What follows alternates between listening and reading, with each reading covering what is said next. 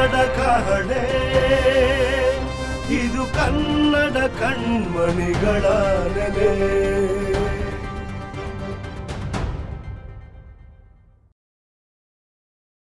ಎಲ್ರಿಗೂ ನಮಸ್ಕಾರ. ಕನ್ನಡ ಅಂದ್ರೆ ಬರೀ ಭಾಷೆ ಅಲ್ಲ, ಕನ್ನಡ ಅಂದ್ರೆ ಬರೀ ಅಕ್ಷರ ಅಲ್ಲ, ಕನ್ನಡ ಅಂದ್ರೆ ನಮ್ಮ ಜೀವನ, ನಮ್ಮ ಬದುಕು. ಶತಶತಮಾನಗಳ ಹಿನ್ನೆಲೆ ಹೊಂದಿರುವಂತಹ ನಮ್ಮ ಕನ್ನಡ ಭಾಷೆ ಇಂದಿಗೂ ಕೂಡ ನಮ್ಮ ಒಡನಾಡಿ. ಹಾಸನದ ಹಲ್ಮಿಡಿ ಶಾಸನ, ಅದಕ್ಕಿಂತ ಮುಂಚಿತವಾಗಿರುವಂತಹ ಶಿವಮೊಗ್ಗದ ತಾಳಗುಂದದ ಶಾಸನ, ಇವುಗಳೆಲ್ಲವೂ ಕೂಡ ರಚನೆಯಾಗೋದಕ್ಕಿಂತ ಮುನ್ನ ಕನ್ನಡ ಜನರ ಆಡು ಭಾಷೆಯಾಗಿತ್ತು. ಇಂತಹ ಕನ್ನಡ ಯಾರಿಗಿಷ್ಟ ಇಲ್ಲ? ಇಂತಹ ಕನ್ನಡ ಮಾತಾಡೋದು ಅಷ್ಟೊಂದು ಕಷ್ಟನ? ಅದಕ್ಕಾಗಿ ನಮ್ಮ ಕನ್ನಡ ಮೀಡಿಯಂ 24x7 ಆಯೋಜಿಸ್ತಾ ಇದೆ ಕನ್ನಡ ಮಾತನಾಡುವ ಸ್ಪರ್ಧೆ. ಅದೇ ಮೈಸೂರು ಸ್ಯಾಂಡಲ್ ಕನ್ನಡ ಕಹಳೆ, ಇದು ಕನ್ನಡ ಕಣ್ಮಣಿಗಳ ನೆಲೆ. ಕಾರ್ಯಕ್ರಮದ ಸಹಯೋಗ ಶಿವಮೊಗ್ಗ ಜಿಲ್ಲಾ ಕನ್ನಡ ಸಾಹಿತ್ಯ ಪರಿಷತ್ ಹಾಗೂ ಸಮನ್ವಯ ಟ್ರಸ್ಟ್. ಮೈಸೂರು ಸ್ಯಾಂಡಲ್ ಕನ್ನಡ ಕಹಳೆಯ ಸ್ಪರ್ಧೆಯ ಈ ಸುತ್ತಿನ ತೀರ್ಪುಗಾರರಾಗಿ ಡಾಕ್ಟರ್ ಸಾಸ್ವೆಹಳ್ಳಿ ಸತೀಶ್, ಸಮನ್ವಯ ಕಾಶಿ ಹಾಗೂ ಪೂರ್ಣಿಮಾ SS ಅವರು ನಮ್ಮ ಜೊತೆ ಇದ್ದಾರೆ. ಅವರಿಗೆ ಆತ್ಮೀಯವಾದಂತಹ ಸ್ವಾಗತ.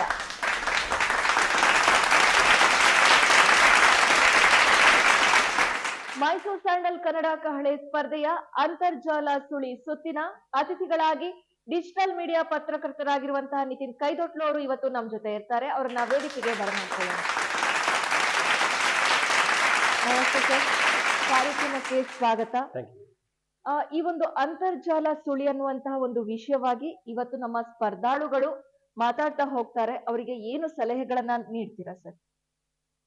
ಅಂತರ್ಜಾಲ ಸುಳಿ ಟೈಟಲ್ ಒಂಥರ ಈ ವರ್ಲ್ಡ್ ವೈಡ್ ವೆಬ್ ಇದ್ದಂಗೆ ಇದು ಒಂಥರ ಸುಳಿ ಅಂತ ಹೇಳಿ.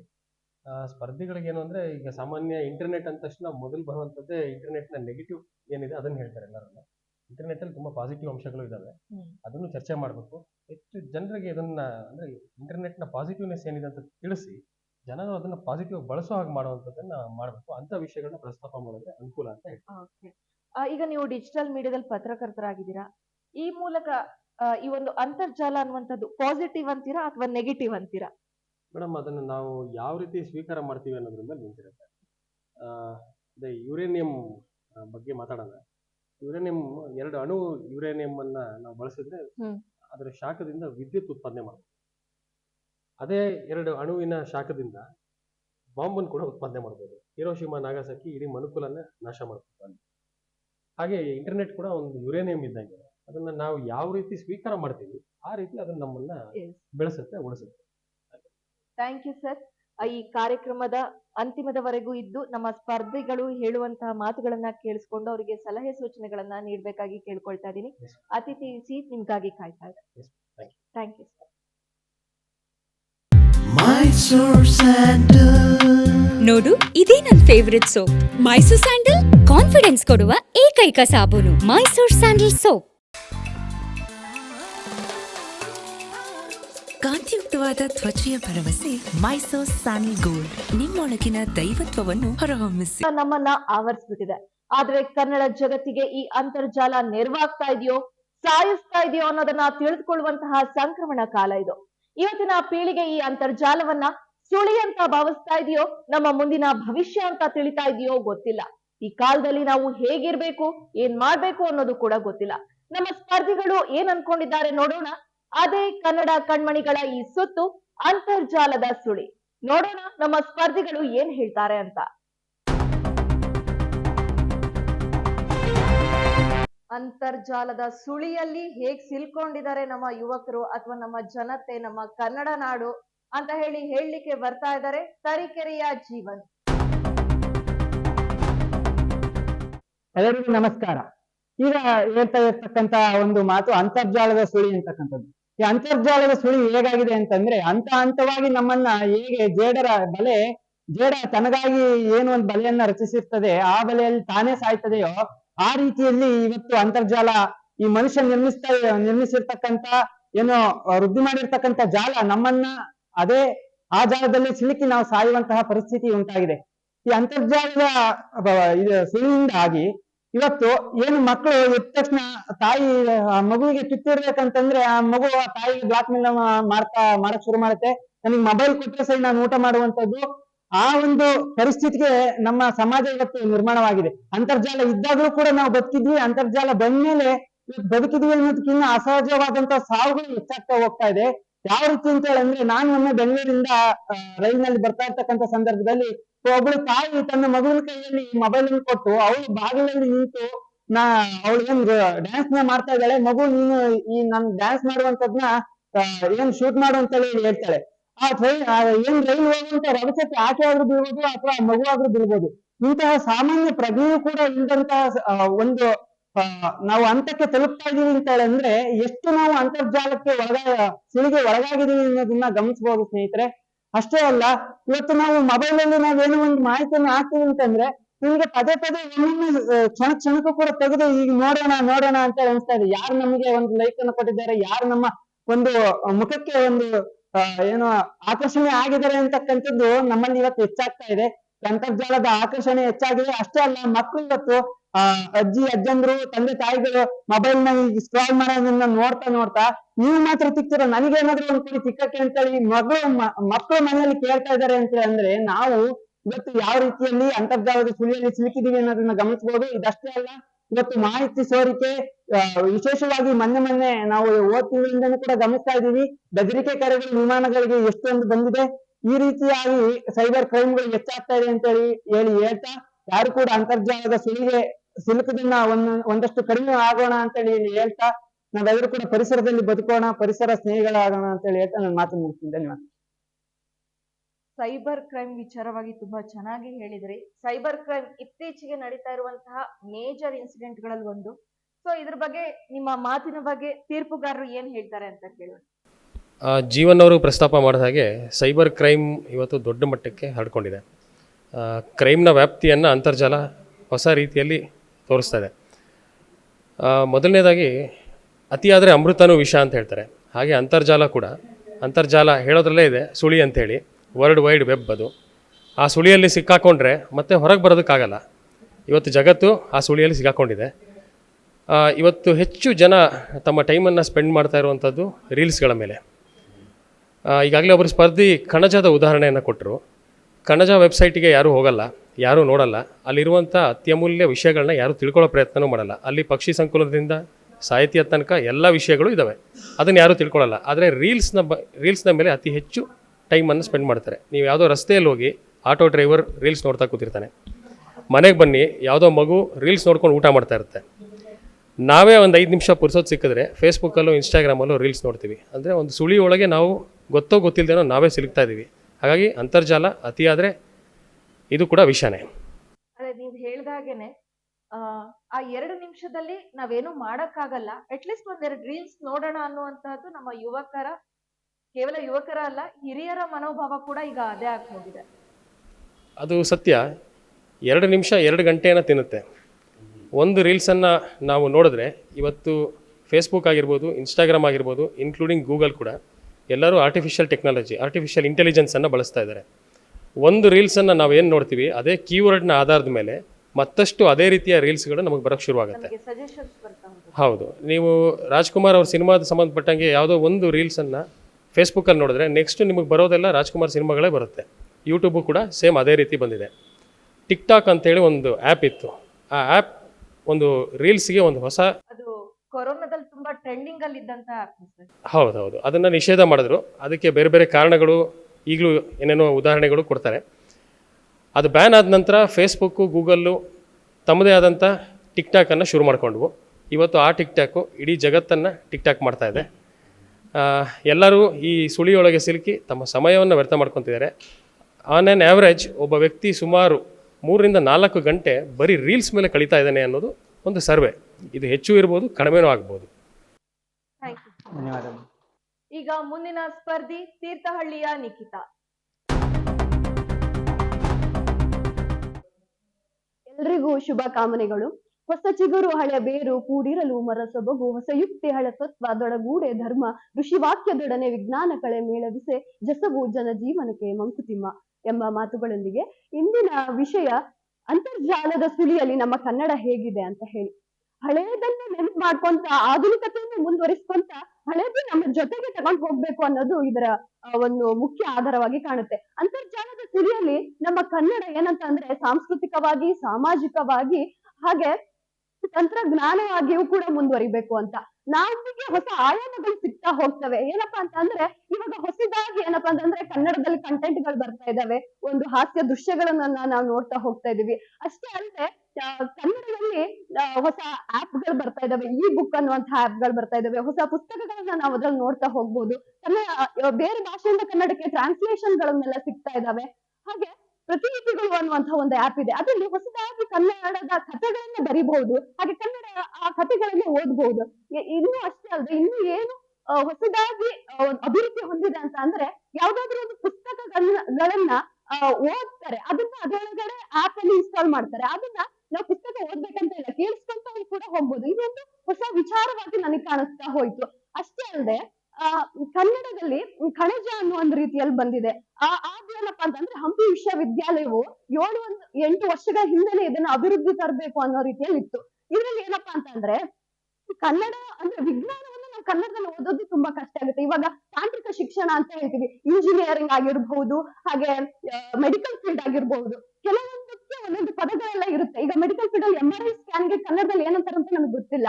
ಹಾಗೆ ಇಂತಹ ಬೆಳವಣಿಗೆ ತರಬೇಕು ಅಂತ ಹೇಳಿ ಹಂಪಿ ವಿಶ್ವವಿದ್ಯಾಲಯ ಅಭಿವೃದ್ಧಿ ತಂದು ಕಣಜ ಅನ್ನುವಂತಹ ಒಂದು ಆಪ್ ಅಲ್ಲಿ ನಾವು ವಿಜ್ಞಾನಕ್ಕೆ ಸಂಬಂಧಪಟ್ಟಂತ ಹಲವಾರು ವಿಷಯಗಳನ್ನ ನಾವು ಕನ್ನಡದಲ್ಲಿ ಕಲಿತಾ ಹೋಗ್ತೀವಿ. ಇದು ಒಂದು ಅಭಿವೃದ್ಧಿಯ ಹಂತ ಅಂತಾನೆ ಹೇಳ್ತಾ ಹೋಗ್ಬಹುದು. ಹಾಗೆ ನಮ್ಮ ಕನ್ನಡವನ್ನ ಅಂತರ್ಜಾಲದಲ್ಲಿ ಕೂಡ ಬಳಸ್ಕೊಂಡು ಈಗ ನಮ್ಮ ಜನಪದರು ಏನ್ ಮಾಡ್ತಾರಪ್ಪ ಅಂತಂದ್ರೆ ಪ್ರಯತ್ನ ಸರ್ವಸಿದ್ಧಿ ಸಾಧನಂ ಅಂತ ಹೇಳ್ತೀವಿ. ಒಂದೊಂದು ವಸ್ತುಗಳಿಗೆ ಒಂದೊಂದು ಪದಗಳನ್ನ ಅವ್ರು ಹುಡ್ಕೊಂಡಿದ್ದಾರೆ. ನಾವು ಇಷ್ಟೊಂದು ಓದಿದೀವಿ, ಇಷ್ಟೊಂದು ಬೆಳವಣಿಗೆಯನ್ನ ತಂದಿದೀವಿ ಅಂದ್ರೆ ಇದೊಂದು ತುಂಬಾ ಸುಲಭವಾಗಿ ನಾವು ತರ್ಬೋದು ಅಂತ ಹೇಳ್ತೀನಿ. ಇಷ್ಟು ಮಾತಾಡಲು ಅವಕಾಶ ಮಾಡಿಕೊಟ್ಟ ನಿಮಗೆ ಧನ್ಯವಾದಗಳು. ಗೀತಾ ಅವರೇ, ಶೈಕ್ಷಣಿಕವಾಗಿ ಅಂತರ್ಜಾಲ ಟೆಕ್ನಾಲಜಿಕಲ್ ಆಗಿ ಹೇಗೆ ವರ್ಕ್ ಆಗ್ತಿದೆ ಅನ್ನುವಂತಹದನ್ನ ನೀವು ನಿಮ್ಮ ಮಾತಿನಲ್ಲಿ ಹೇಳಿದೀರಾ. ಇದಕ್ಕೆ ತೀರ್ಪುಗಾರರು ಏನ್ ಹೇಳ್ತಾರೆ ಅಂತ ಕೇಳೋಣ.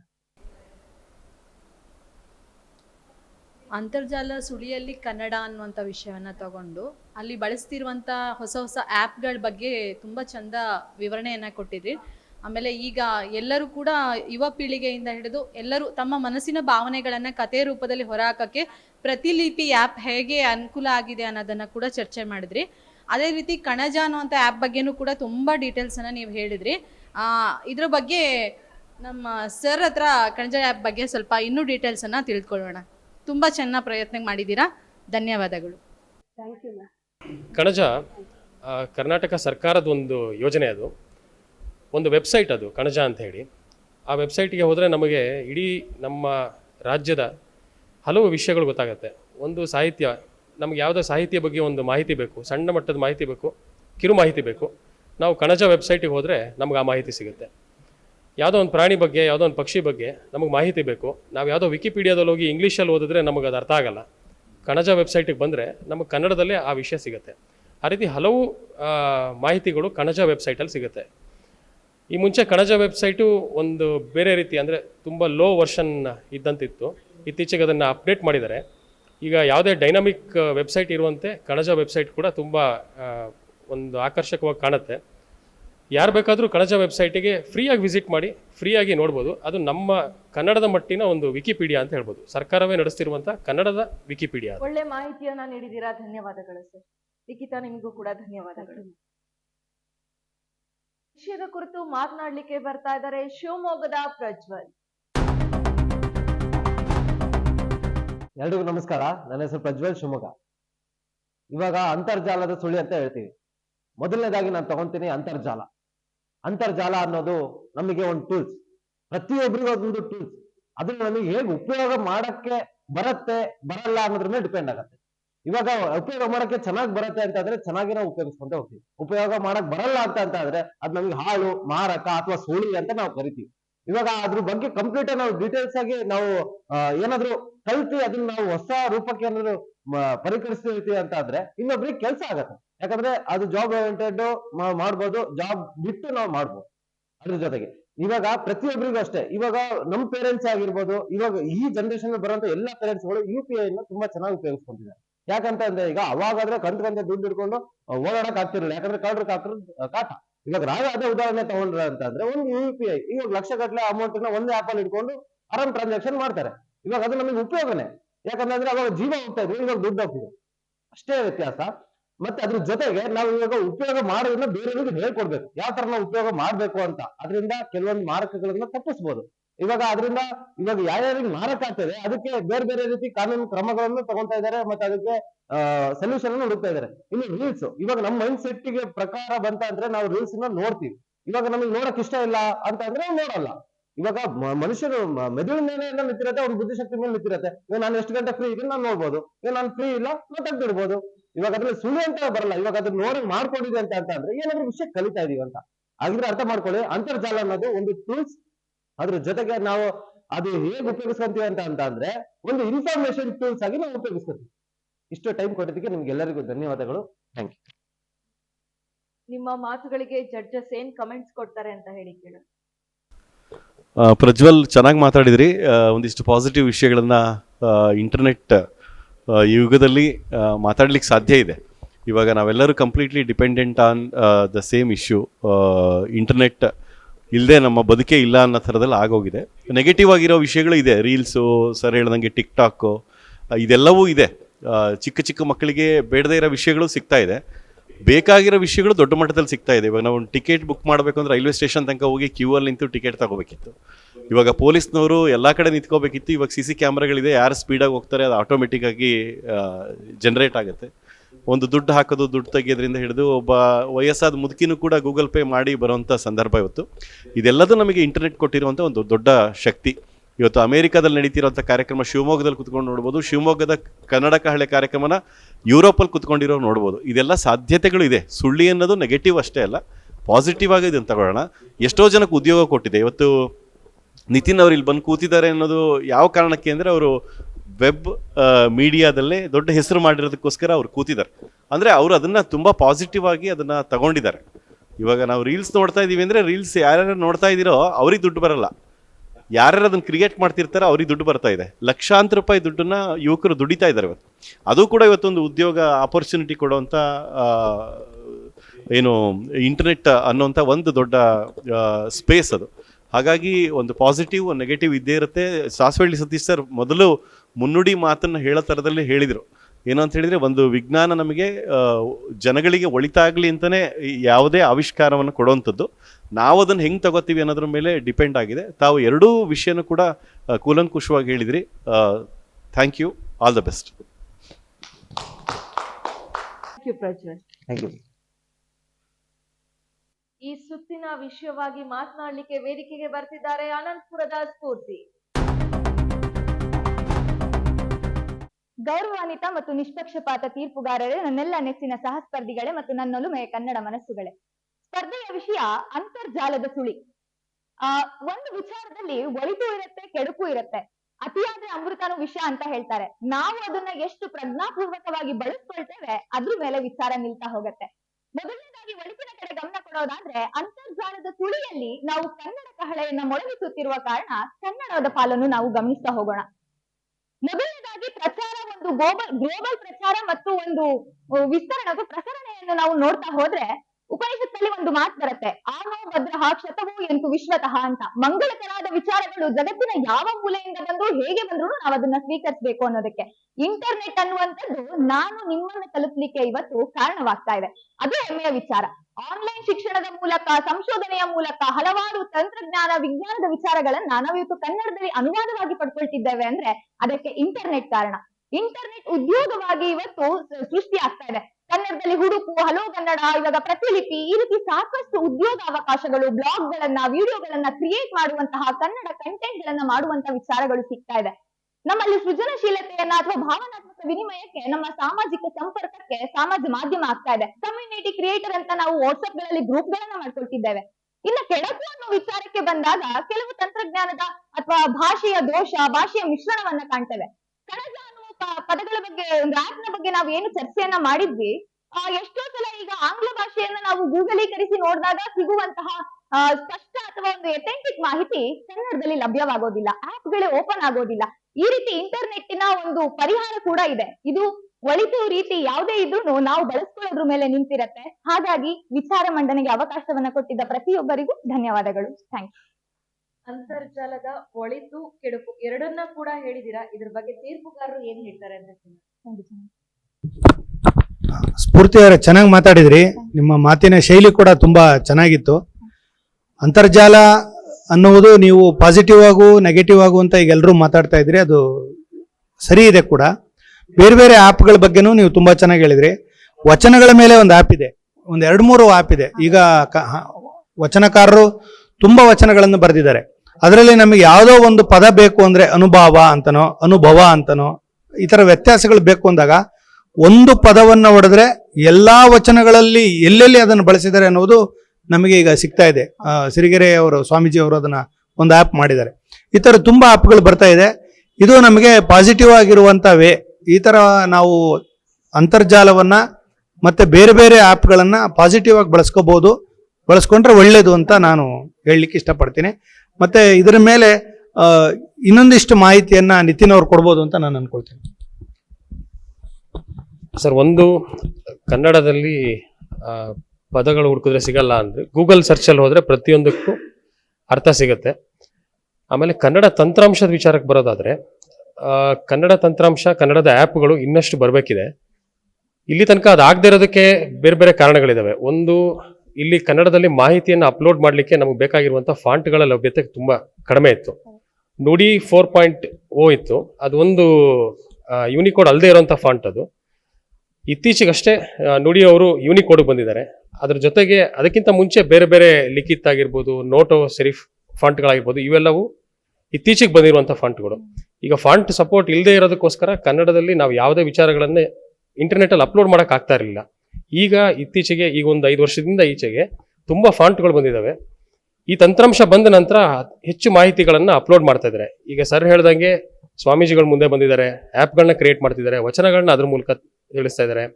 ಈಗ ಬೇರೆ ಬೇರೆ ಆ್ಯಪ್ಗಳು, ಕತೆ ಹೇಳುವಂಥ ಆ್ಯಪ್ಗಳು ಬಂದಿದ್ದಾವೆ. ಈ ಥರದ್ದೆಲ್ಲ ಬಂದಿರೋದ್ರಿಂದ ಈಗ ಕನ್ನಡದ ತಂತ್ರಾಂಶ ನಿಧಾನಕ್ಕೆ ಗ್ರೋತ್ ಆಗ್ತಾ ಇದೆ. ಮತ್ತೆ ಹೆಚ್ಚು ಜನ ಬರ್ತಾ ಇದ್ದಾರೆ, ಅಂದರೆ ಆ್ಯಪ್ಗಳನ್ನ ಕ್ರಿಯೇಟ್ ಮಾಡ್ತಾ ಇದ್ದಾರೆ, ಯೂಟ್ಯೂಬ್ಗಳನ್ನ ಕ್ರಿಯೇಟ್ ಮಾಡ್ತಾ ಇದ್ದಾರೆ, ಮಾಹಿತಿಗಳನ್ನ ಇಂಟರ್ನೆಟ್ ಮೂಲಕ ಹಂಚ್ಕೊಳ್ಳೋ ಪ್ರಯತ್ನ ಮಾಡ್ತಾ ಇದ್ದಾರೆ. ಬಹುಶಃ ಇನ್ನೊಂದು 5 ವರ್ಷದ ಒಳಗಡೆಗೆ ನಾವು ಇಂಗ್ಲಿಷ್ನಷ್ಟೇ ಬಲವಾಗಿ ಇಂಟರ್ನೆಟ್ಟಲ್ಲಿ ಉಳಿತೀವಿ. ಬಹಳ ಒಳ್ಳೆಯ ಮಾಹಿತಿಗಳನ್ನ ಕೊಟ್ರಿ ನಿತಿನ್, ಧನ್ಯವಾದಗಳು. ಥ್ಯಾಂಕ್ ಯು ಸ್ಫೂರ್ತಿ. ಈ ಸುತ್ತಿನ ಮುಂದಿನ ಸ್ಪರ್ಧಿ ಭದ್ರಾವತಿಯ ಹನುಮಂತಾಪುರದ ಲೋಹಿತ್ ಬುದ್ಧಿವಂತರ್. ಎಲ್ರಿಗೂ ನಮಸ್ಕಾರ. ಜಾಲತಾಣ ಅನ್ನುವಂತಹದ್ದು ಸುಳಿಯೋ ಅಥವಾ ಸಿಹಿ ಗಾಳಿಯೋ ಅನ್ನೋದು ನಾವು ಅದನ್ನ ಹೇಗೆ ಬಳಕೆ ಮಾಡ್ತೀವಿ ಅನ್ನೋದ್ರ ಮೇಲೆ ನಿಂತಿರ್ತದೆ. ಆ ಜಾಲತಾಣದಿಂದ ತುಂಬಾ ತೊಂದರೆಗೊಳಗಾಗ್ತಿದ್ದಾರೆ, ಅದರಿಂದ ಕೆಟ್ಟೋಗಿದ್ದಾರೆ ಅಂತ ನಾವು ಮಾತಾಡುವಾಗ, ಜಾಲತಾಣ ಬರೋದಕ್ಕಿಂತ ಮುಂಚೆ ಯಾರು ಕೆಟ್ಟ ಹೋಗಿರ್ಲಿಲ್ವಾ, ಯಾರು ತೊಂದರೆಗೆ ಒಳಗಾಗಿರ್ಲಿಲ್ವಾ, ಅದನ್ನ ನಾವು ಹೇಗೆ ಬಳಸ್ತಿದೀವಿ ಅನ್ನೋದ್ರ ಮೇಲೆ ಅದು ನಿಂತಿರುತ್ತೆ. ಒಂದು ಕತ್ತಿಯನ್ನ ನಾವು ಹಿಡ್ಕೊಂಡು ಎಲ್ರಿಗೂ ಚುಚ್ಕೊಂತ ಹೋಗಿ ಕತ್ತಿ ಕೆಟ್ಟದ್ದು ಅಂದ್ರೆ ಅದು ತಪ್ಪಾಗ್ತದೆ. ನಾವು ಅದನ್ನ ಹೇಗೆ ಬಳಸ್ತೀವೋ ಅದು ತುಂಬಾ ಮುಖ್ಯ ಆಗ್ತದೆ. ಇವತ್ತು ಜಾಲತಾಣ ನಮ್ಮ ಇಡೀ ವಿಶ್ವವನ್ನ ಒಂದು ಸಣ್ಣ ಪೆಟ್ಟಿಗೆಯ ಒಳಗೆ ಹಾಕಿ ನಮ್ಮ ಕೈಗೆ ಕೊಟ್ಟಿದೆ. ಅದರಲ್ಲಿ ನಾವು ಸಾಕಷ್ಟು ವಿಷಯಗಳನ್ನ ಹುಡುಕಿ ನಮ್ಮ ಸರ್ವತೋಮುಖ ಬೆಳವಣಿಗೆಯನ್ನು ಕಾಣ್ಬೋದು, ನಾವು ಹಾಳಾಗ್ಲೂಬಹುದು. ಹಾಗಾಗಿ ಸುಮ್ಮನೆ ನಾವು ಜಾಲತಾಣದ ಮೇಲೆ ಅಥವಾ ಅಂತರ್ಜಾಲದ ಮೇಲೆ ಆರೋಪ ಮಾಡೋದಕ್ಕಿಂತ ಅದರಿಂದ ನಾವು ಏನು ಉಪಯೋಗವನ್ನ ಪಡ್ಕೊಳ್ಬೇಕು, ನಾವು ಏನು ಬೆಳವಣಿಗೆಯನ್ನು ಹೊಂದಬೇಕು ಅನ್ನೋದ್ರ ಬಗ್ಗೆನೂ ನಾವು ಯೋಚನೆ ಮಾಡಬೇಕಾಗ್ತದೆ. ಜಾಲತಾಣದಲ್ಲಿ ಇವತ್ತು ಮಕ್ಕಳು ಹಾಳಾಗ್ತಿದ್ದಾರೆ ಅನ್ನೋದು ತುಂಬ ಮುಖ್ಯವಾಗಿ ಎಲ್ಲರೂ ಮಾತಾಡ್ತಿರೋದು. ಆದರೆ ಅಂತರ್ಜಾಲ ಮಕ್ಕಳಿಗೆ ಸಿಗ್ತಾ ಇದೆ ಅಂತ ಹೇಳುವಾಗ ಮಕ್ಕಳಿಗೆ ತಂದೆ ತಾಯಿಗಳು, ಬಂಧು ಬಳಗ ಸಿಗ್ತಾ ಇದೆಯಾ? ಅವರು ಅವರಿಗೆ ಸರಿಯಾದ ಸಮಯಕ್ಕೆ ಸಿಕ್ಕು ಅವ್ರ ಜೊತೆ ಮಾತು ಇನ್ನೊಂದು ಮತ್ತೊಂದು ಮಾಡಿದ್ರೆ ಅವರು ಆ ಕಡೆ ವಾಲೋದು ತಪ್ಪಿತ್ತು ಅನ್ನೋದು ನನ್ನ ಅಭಿಪ್ರಾಯ. ಧನ್ಯವಾದ. ಲೋಹಿತ್ ಅವರೇ, ಅಂತರ್ಜಾಲದ ಸುಳಿಯಲ್ಲಿ ಮಕ್ಕಳು ಸಿಲ್ಕ್ ಹಾಕೊಳ್ಳೋದಿಕ್ಕೆ ತಂದೆ ತಾಯಿಯವರ ಪಾತ್ರ ಕೂಡ ಇರುತ್ತೆ ಅಂತ ಹೇಳಿ ನಿಮ್ಮ ಒಂದು ವಿಷಯವನ್ನ ಮಂಡನೆ ಮಾಡಿದ್ದೀರಾ. ಇದಕ್ಕೆ ತೀರ್ಪುಗಾರರು ಏನ್ ಹೇಳ್ತಾರೆ ಅಂತ ಕೇಳೋಣ. ಲೋಹಿತ್, ಅಂತರ್ಜಾಲದ ಬಗ್ಗೆ ಚೆನ್ನಾಗಿ ಮಾತಾಡಿದ್ರಿ ನೀವು. ಅಂದರೆ ಯಾವುದೇ ವಿಷಯ, ವಸ್ತು ನಾವು ಹೆಂಗೆ ಬಳಸ್ತೀವೋ ಅದ್ರ ಮೇಲೆ ಆ ವಸ್ತುವಿನ ವಿಷಯದ ಬಗ್ಗೆ ಜನಗಳ ಅಭಿಪ್ರಾಯ ಶುರುವಾಗತ್ತೆ. ಪಾಸಿಟಿವ್ ನೆಗೆಟಿವ್ ಎರಡೂ ವಿಷಯಗಳು ಅಂತರ್ಜಾಲದ ಮೇಲೆ ಇದೆ ಅನ್ನೋದನ್ನು ತಾವು ಪ್ರಸ್ತಾಪ ಮಾಡಿದ್ರಿ. ಧನ್ಯವಾದಗಳು. Thank you. Thank you Lohith. ವಿಷಯದ ಕುರಿತು ಮಾತನಾಡಲಿಕ್ಕೆ ಬರ್ತಾ ಇರುವಂತಹ ಮುಂದಿನ ಸ್ಪರ್ಧಿ ಅಕ್ಷತಾ. ಅಂತರ್ಜಾಲ ಅದೇ ಕಣ್ರಿ ನಾವು ಡೈಲಿ ಬಳಸ್ತೀವಲ್ಲ, ಫೋನು, ರೇಡಿಯೋ, ಕಂಪ್ಯೂಟರು ಮತ್ತೆ ಹಲವಾರು ಅಂತರ್ಜಾಲದಲ್ಲೇ ಮುಳುಗೋಗ್ಬಿಟ್ಟಿದೀವಿ. ಬೇಸಾಯ ಮಾಡೋದ್ರಿಂದ ಹಿಡಿದು ದೊಡ್ಡ ಕಂಪ್ನಿಯಲ್ಲಿ ಕುತ್ಕೊಂಡು ಕೆಲಸ ಮಾಡೋರಿಗೂ ಅಂತರ್ಜಾಲದ ಅವಶ್ಯ ತುಂಬಾನೇ ಮುಖ್ಯವಾಗಿದೆ. ಅದೇ ರೀತಿ ನಾನಿವಾಗ ಒಂದು ಮೀಡಿಯಾದಲ್ಲಿ ಬರ್ಬೇಕು ಅಂತ ಅಂದ್ರೂ ಸಹ, ನನ್ನನ್ನ ಗುರುತಿಸ್ಬೇಕು ಅಂತ ಅಂದ್ರೂ ಸಹ ಮೀಡಿಯಾಗಳ ಅವಶ್ಯಕತೆ ತುಂಬಾನೇ ಮುಖ್ಯ. ಇದಕ್ಕೂ ಸಹ ಅಂತರ್ಜಾಲ ಮುಖ್ಯವಾಗಿದೆ. ಅದೇ ರೀತಿ ಒಂದ್ ಕಾಲದಲ್ಲಿ ಪಾರಿವಾಳ ಸಮೇತ ಮಾಹಿತಿನ ಕಳ್ಸ್ಕೊಟ್ಟಿದ್ರು. ಆದ್ರೆ ಇವಾಗ ಯಾವತ್ತು ಎಲ್ಲಿದ್ರು ಪರವಾಗಿಲ್ಲ, ತಕ್ಷಣನೇ ಮಾಹಿತಿನ ಅವ್ರಿಗೆ ಕೊಡಕ್ಕಾಗತ್ತೆ. ಅದೇ ರೀತಿ ಎಲ್ಲಾ ಕ್ಷೇತ್ರದಲ್ಲೂ ಅಂತರ್ಜಾಲದ ಪ್ರಾಮುಖ್ಯತೆ ತುಂಬಾನೇ ಮುಖ್ಯ ಆಗಿದೆ. ಆದ್ರೆ ಇವಾಗ ದುರದೃಷ್ಟ ಕ್ರಮೇಣ ಏನಾಗಿದೆ ಅಂತ ಅಂದ್ರೆ, ಕೊರೋನಾ ಬರದೇ ಬಂದ್ಬಿಟ್ಟು ಮಕ್ಕಳೆಲ್ಲ ಮೊಬೈಲ್ ಒಳಗೆ, ಮಕ್ಕಳಂತಲ್ಲ ಎಲ್ಲರೂ ಸಹ ಮೊಬೈಲ್ ಒಳಗೆ ಮುಳುಗೋಗ್ಬಿಟ್ರು. ಫೋನ್ ಹೇಳುತ್ತೆ, ನಾನು ನಿಮ್ ರಾಣಿ ಕಣ್ರಿ, ನನ್ನನ್ನ ನೀವು ತುಂಬಾ ಪ್ರೀತಿಸ್ರಿ, ನಾನು ಯಾವಾಗ್ಲೂ ನಿಮ್ ಎಣ್ಣೆ ಹತ್ರನೇ ಇರ್ತೀನಿ ಅಂತ ಹೇಳುತ್ತೆ. ಇನ್ಸ್ಟಾಗ್ರಾಮ್ ಹೇಳುತ್ತೆ, ನನ್ನ ನೀವು ದಿನಾನು ನೋಡ್ತಿರಲ್ಲ ಅಂತ. ಅದೇ ರೀತಿ ಸ್ನ್ಯಾಪ್ ಹೇಳುತ್ತೆ, ನೀವು ಊಟ ಮಾಡಿದ್ದನ್ನ, ತುಟ್ಟಿಗೆ ಲಿಪ್ಸ್ಟಿಕ್ ಹಚ್ಚಿದ್ದನ್ನ, ಎಲ್ಲಿಗಾರು ಹೊರಗಡೆ ಹೋದ್ರೆ ನನ್ನನ್ನ ನೀವು ಯೂಸ್ ಮಾಡ್ಕೊಂತೀರಲ್ಲ ಅಂತ. ಅದೇ ರೀತಿ ಈ ತರ ನಾವು ಬೇರೆದಕ್ಕೆಲ್ಲ ಉಪಯೋಗಿಸ್ಕೊಂತಿದೀವಿ. ಅದೇ ಜೀವನ ಹೇಳುತ್ತೆ, ಅಯ್ಯಯ್ಯೋ ನಾನು ಇವ್ರಿಗೆಲ್ಲ ಒಳ್ಳೇದ್ ಮಾಡಿಕ್ ಬಂದ್ಬಿಟ್ರೆ ಇವ್ರೆಂತ ಮಾಡ್ತಾ ಇದಾರೆ, ಒಳ್ಳೇದಕ್ಕೋಸ್ಕರ ಉಪಯೋಗಿಸ್ಕೊಳೋದ್ ಬಿಟ್ಟು ಇದೆಲ್ಲಾ ಮಾಡ್ತಾ ಇದಾರಲ್ಲ ಅಂತ ಹೇಳ್ತಿದೆ. ಅದೇ ರೀತಿ ಸೋಫಿಯಾ ರೋಬೋಟ್ ಅಂತ ನಿಮ್ಗೆ ಗೊತ್ತಿರ್ಬೋದು. ಅದೇನಂತ ಹೇಳಿದೆ ಗೊತ್ತಾ, ನಾವೇ ತಯಾರು ಮಾಡಿದ್ದು, ಆದ್ರೆ ನಾನು ಒಂದ್ ದಿವಸ ಮಾನವ ಕುಲವನ್ನೇ ಸರ್ವನಾಶ ಮಾಡ್ಬಿಡ್ತೀನಿ ಅಂತ ಹೇಳ್ಬಿಟ್ಟಿದೆ. ಅದೇ ರೀತಿ ಅಂತರ್ಜಾಲ ಹೆಚ್ಚಾಗೋದ್ರಿಂದ ಮಾನವನಿಗೂ ಸಹ ಕೆಲಸ ಮಾಡ್ಲಿಕ್ಕೆ ಕಮ್ಮಿ ಆಗತ್ತೆ. ತುಂಬಾ ಹೆಚ್ಚಾದ್ರೆ ಮಾನವನ ಅವಶ್ಯಕತೆಯೇ ಮುಂದಿನ ದಿನಗಳಲ್ಲಿ ಇರೋದಿಲ್ಲ ಅಂತ ಹೇಳೋದ್ ಮೂಲಕ ಇಂಟರ್ನೆಟ್ ದಿನ ಸಹ ನಮ್ಮ UNO ಜಾರಿಗೆ ತರುತ್ತೆ. ಅದು ಮೇ 16ಕ್ಕೆ ಅಂತ 2025ರಲ್ಲಿ ಜಾರಿಗೆ ತರುತ್ತೆ ಅಂತ ಹೇಳಿದೆ. ಇಷ್ಟು ಮಾತಾಡೋಕ್ಕೆ ನನಗೆ ಅವಕಾಶ ಕೊಟ್ಟ ನಿಮ್ಮೆಲ್ಲರಿಗೂ ಧನ್ಯವಾದಗಳು. ಹೇಳಿದ ಹಾಗೆ ಬೇಸಾಯ ಮಾಡೋರಿಗೂ ಕೂಡ ಇಂಟರ್ನೆಟ್ ನ ಅವಶ್ಯಕತೆ ತುಂಬಾ ಇದೆ. ಯಾಕಂದ್ರೆ ರೈತ ಇಲ್ಲಿ ಕುತ್ಕೊಂಡು ತರೀಕೆರೆನೋ ಭದ್ರಾವತಿಯಲ್ಲಿ ಇರುವಂತಹ ತಮ್ಮ ಜಮೀನಿನ ಮೋಟಾರ್ನ ಆನ್ ಮಾಡುವಂತಹ ಅಪ್ಲಿಕೇಶನ್ಗಳು ಕೂಡ ಈಗ ನಮ್ಮ ಮೊಬೈಲ್ ನಲ್ಲಿ ಲಭ್ಯ ಇದೆ. ಹಾಗಾಗಿ ನೀವ್ ಹೇಳ್ದಾಗೆ ಅಂತರ್ಜಾಲ ಪಾಸಿಟಿವ್ ಆಗೂ ಇದೆ, ನೆಗೆಟಿವ್ ಆಗೂ ಇದೆ. ನೀವೇನ್ ಹೇಳಿದಿರೋ ಅದ್ರ ಕುರಿತಾಗಿ ತೀರ್ಪುಗಾರರು ಏನ್ ಹೇಳ್ತಾರೆ ಅಂತ ಕೇಳೋಣ.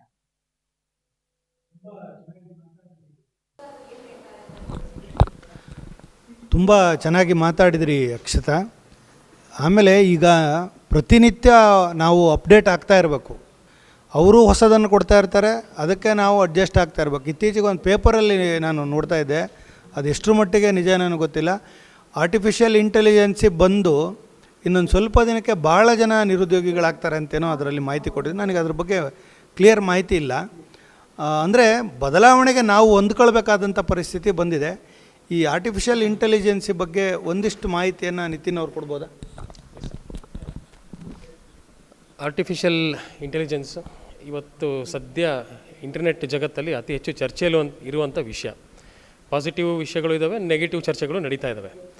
ಇವೆಲ್ಲದರ ಆಚೆಗೆ ಆರ್ಟಿಫಿಷಿಯಲ್ ಇಂಟೆಲಿಜೆನ್ಸ್ ಈಗ ನಮ್ಮ ಜೊತೆಗೆ ನಮ್ಮ ಕೈಯಲ್ಲಿರುವಂಥ ಮೊಬೈಲ್ ಕೂಡ ಒಂದು ಆರ್ಟಿಫಿಷಿಯಲ್ ಇಂಟೆಲಿಜೆನ್ಸ್ನ ಒಂದು ಸಾಧನ. ನಾವು ನೋಡ್ದಂಗೆ ನಮ್ಮ ಮೊಬೈಲ್ನ ಕ್ಯಾಮ್ರಾ ನೋಡುತ್ತೆ, ನಾವು ಮಾತಾಡ್ದಂಗೆ ನಮ್ಮ ಮೊಬೈಲ್ ಕೂಡ ಮಾತಾಡುತ್ತೆ. ಆದರೆ ಇನ್ನೊಂದೇನೆಂದರೆ ಅತ್ಯಂತ ಆಘಾತಕಾರಿ ವಿಷಯ ಏನಂದರೆ, ನಮ್ಮ ಮೊಬೈಲು ಪ್ರತಿಯೊಂದನ್ನು ಕೇಳಿಸ್ಕೊಳುತ್ತೆ. ನಾವೀಗ ಯಾವುದೋ ಒಂದು ವಿಚಾರದ ಬಗ್ಗೆ, ಇಲ್ಲಿ ಮೈಸೂರು ಸ್ಯಾಂಡಲ್ನ ಪ್ರಮೋಷನ್ ಕಾಣಿಸ್ತಾ ಇದೆ. ಮೈಸೂರು ಸ್ಯಾಂಡಲ್ನ ಬಗ್ಗೆ ನಾನು ಸತೀಶ್ ಸರ್ ಸ್ವಲ್ಪ ಹಂಗೆ ಮಾತಾಡಿದ್ವಿ ಅಂದರೆ, ನೆಕ್ಸ್ಟ್ ನಮ್ಮ ಮೊಬೈಲ್ ಓಪನ್ ಮಾಡಿದಾಗ ನಮ್ಮ ಫೇಸ್ಬುಕ್ಕಲ್ಲೋ, ನಮ್ಮ ಇನ್ಸ್ಟಾಗ್ರಾಮಲ್ಲೋ, ಗೂಗಲ್ ಆ್ಯಡ್ಸಲ್ಲೋ ಮೈಸೂರು ಸ್ಯಾಂಡಲ್ನ ಜಾಹೀರಾತು ಬರುತ್ತೆ. ಸೊ ಆರ್ಟಿಫಿಷಿಯಲ್ ಇಂಟೆಲಿಜೆನ್ಸು ನಮ್ಮ ಜೇಬಿಗೆ ಬಂದು ಕೂತಿದೆ. ಸೊ ನಾವು ಎಷ್ಟು ಎಚ್ಚರಿಕೆಯಿಂದ ಇರಬೇಕು ಅನ್ನೋಂಥದ್ದು ಅಲ್ಲಿ ಗೊತ್ತಾಗುತ್ತೆ. ಇನ್ನೊಂದು ಆರ್ಟಿಫಿಷಿಯಲ್ ಇಂಟೆಲಿಜೆನ್ಸ್ನ ಪಾಸಿಟಿವ್ ಸೈಡ್ನ ನೋಡೋಣ. ಇವತ್ತು ChatGPT ಬಂದಿದೆ, ಮೆಟಾ AI ಬಂದಿದೆ, ಗೂಗಲ್ನ ಜೆಮಿನಿ ಬಂದಿದೆ. ಇವೆಲ್ಲ ಆ್ಯಪ್ಗಳು ಮನುಷ್ಯನ ಕೆಲಸವನ್ನು ತುಂಬ ಸುಲಭ ಮಾಡ್ತಾ ಇದ್ದಾವೆ. ನಿರುದ್ಯೋಗ ಮುಂದಿಂದು ಅದು ಇನ್ನೊಂದು ವರ್ಷನ್. ಆದರೆ ಆರ್ಟಿಫಿಷಿಯಲ್ ಇಂಟೆಲಿಜೆನ್ಸಿಂದ ಯಾವುದೋ ಒಂದು ವಿಷಯದ ಬಗ್ಗೆ ನಮಗೆ ಮಾಹಿತಿ ಬೇಕಾಗುತ್ತೆ. ಆ ಮಾಹಿತಿಯನ್ನು ನಾವು ಆರ್ಟಿಫಿಷಿಯಲ್ ಇಂಟೆಲಿಜೆನ್ಸಲ್ಲಿ ಮೆಟಾ AIಯಲ್ಲೋ ಜೆಮಿನಿಯಲ್ಲೋ ಸುಮ್ಮನೆ ಒಂದು ಪ್ರಶ್ನೆ ಮಾಡಿ ಕೇಳಿದ್ರೆ ಇಮಿಡಿಯೇಟ್ ಅದಕ್ಕೆ ಸಂಬಂಧಪಟ್ಟಂಗೆ ನಿಮಗೆ ಎಷ್ಟು ಪದದ ವಿಷಯ ಬೇಕೋ ಅಷ್ಟು ಕೊಡುತ್ತೆ. 100 ಪದದಲ್ಲಿ ನನಗೆ ಅದನ್ನು ಹೇಳು ಅಂತ ಹೇಳಿದ್ರೆ ಜೆಮಿನಿ ಅದನ್ನು ನಮಗೆ 100 ಪದದಲ್ಲಿ ಕೊಡುತ್ತೆ. ಯಾವುದೋ ಒಂದು ಇಮೇಜ್ ಬೇಕಾಗಿರುತ್ತೆ, ಈ ಥರದೊಂದು ಸ್ಟುಡಿಯೋ ಸೆಟಪ್ ಬೇಕು ನನಗೆ, ಆ ಥರದೊಂದು ಇಮೇಜ್ ಕೊಡು ಅಂತ ಕೇಳಿದ್ರೆ ಅದು ಒಂದು ಇಮೇಜನ್ನು ರೆಡಿ ಮಾಡಿ ನಮ್ಮ ಕೈಗೆ ಕೊಡುತ್ತೆ. ನಾಳೆ ಇದೇ ರೀತಿ ವಿಡಿಯೋ ಮಾಡ್ಬೋದು, ಆಡಿಯೋ ಮಾಡ್ಬೋದು, ಪ್ರತಿಯೊಂದನ್ನು ಮಾಡ್ಬೋದು. ಈಗ ಆರ್ಟಿಫಿಷಿಯಲ್ ಇಂಟೆಲಿಜೆನ್ಸ್ನ ಇನ್ನೊಂದು ಮುಖ ಏನಂದರೆ ಡೀಪ್ ಫೇಕ್ ಬಂದಿದೆ. ಇತ್ತೀಚೆಗೆ ರಶ್ಮಿಕಾ ಮಂದಣ್ಣ ಒಂದು ಕಂಪ್ಲೇಂಟನ್ನು ಕೊಟ್ಟಿದ್ದರು, ನರೇಂದ್ರ ಮೋದಿಯವರು ಕೂಡ ಒಂದು ಕಂಪ್ಲೇಂಟನ್ನು ಕೊಟ್ಟಿದ್ದರು. ಈ ಥರದ್ದೆಲ್ಲ ಆಗ್ತಾಯಿದೆ. ಸೊ ಆರ್ಟಿಫಿಷಿಯಲ್ ಇಂಟೆಲಿಜೆನ್ಸ್ ತುಂಬ ವ್ಯಾಪಕವಾಗಿ ಬೆಳೀತಾ ಇದೆ, ನಮ್ಮ ಜೇಬಲ್ಲೂ ಬಂದು ಕೂತಿದೆ. ನಾವು ಎಷ್ಟು ಎಚ್ಚರಿಕೆಯಿಂದ ಹೆಜ್ಜೆ ಇಡ್ತೀವಿ ಅಷ್ಟು ನಾವು ಸೇಫ್ ಆಗಿರ್ತೀವಿ. ಇಲ್ಲಾಂದರೆ ಈಗ ಏನು ಈ ರೀಲ್ಸ್ನ ಸುಳಿಯಲ್ಲಿ ಸಿಕ್ಕಿದ್ದೀವಲ್ಲ ಅದಕ್ಕಿಂತ ಘೋರವಾದಂತನ ಅನುಭವಿಸ್ಬೇಕಾಗತ್ತೆ.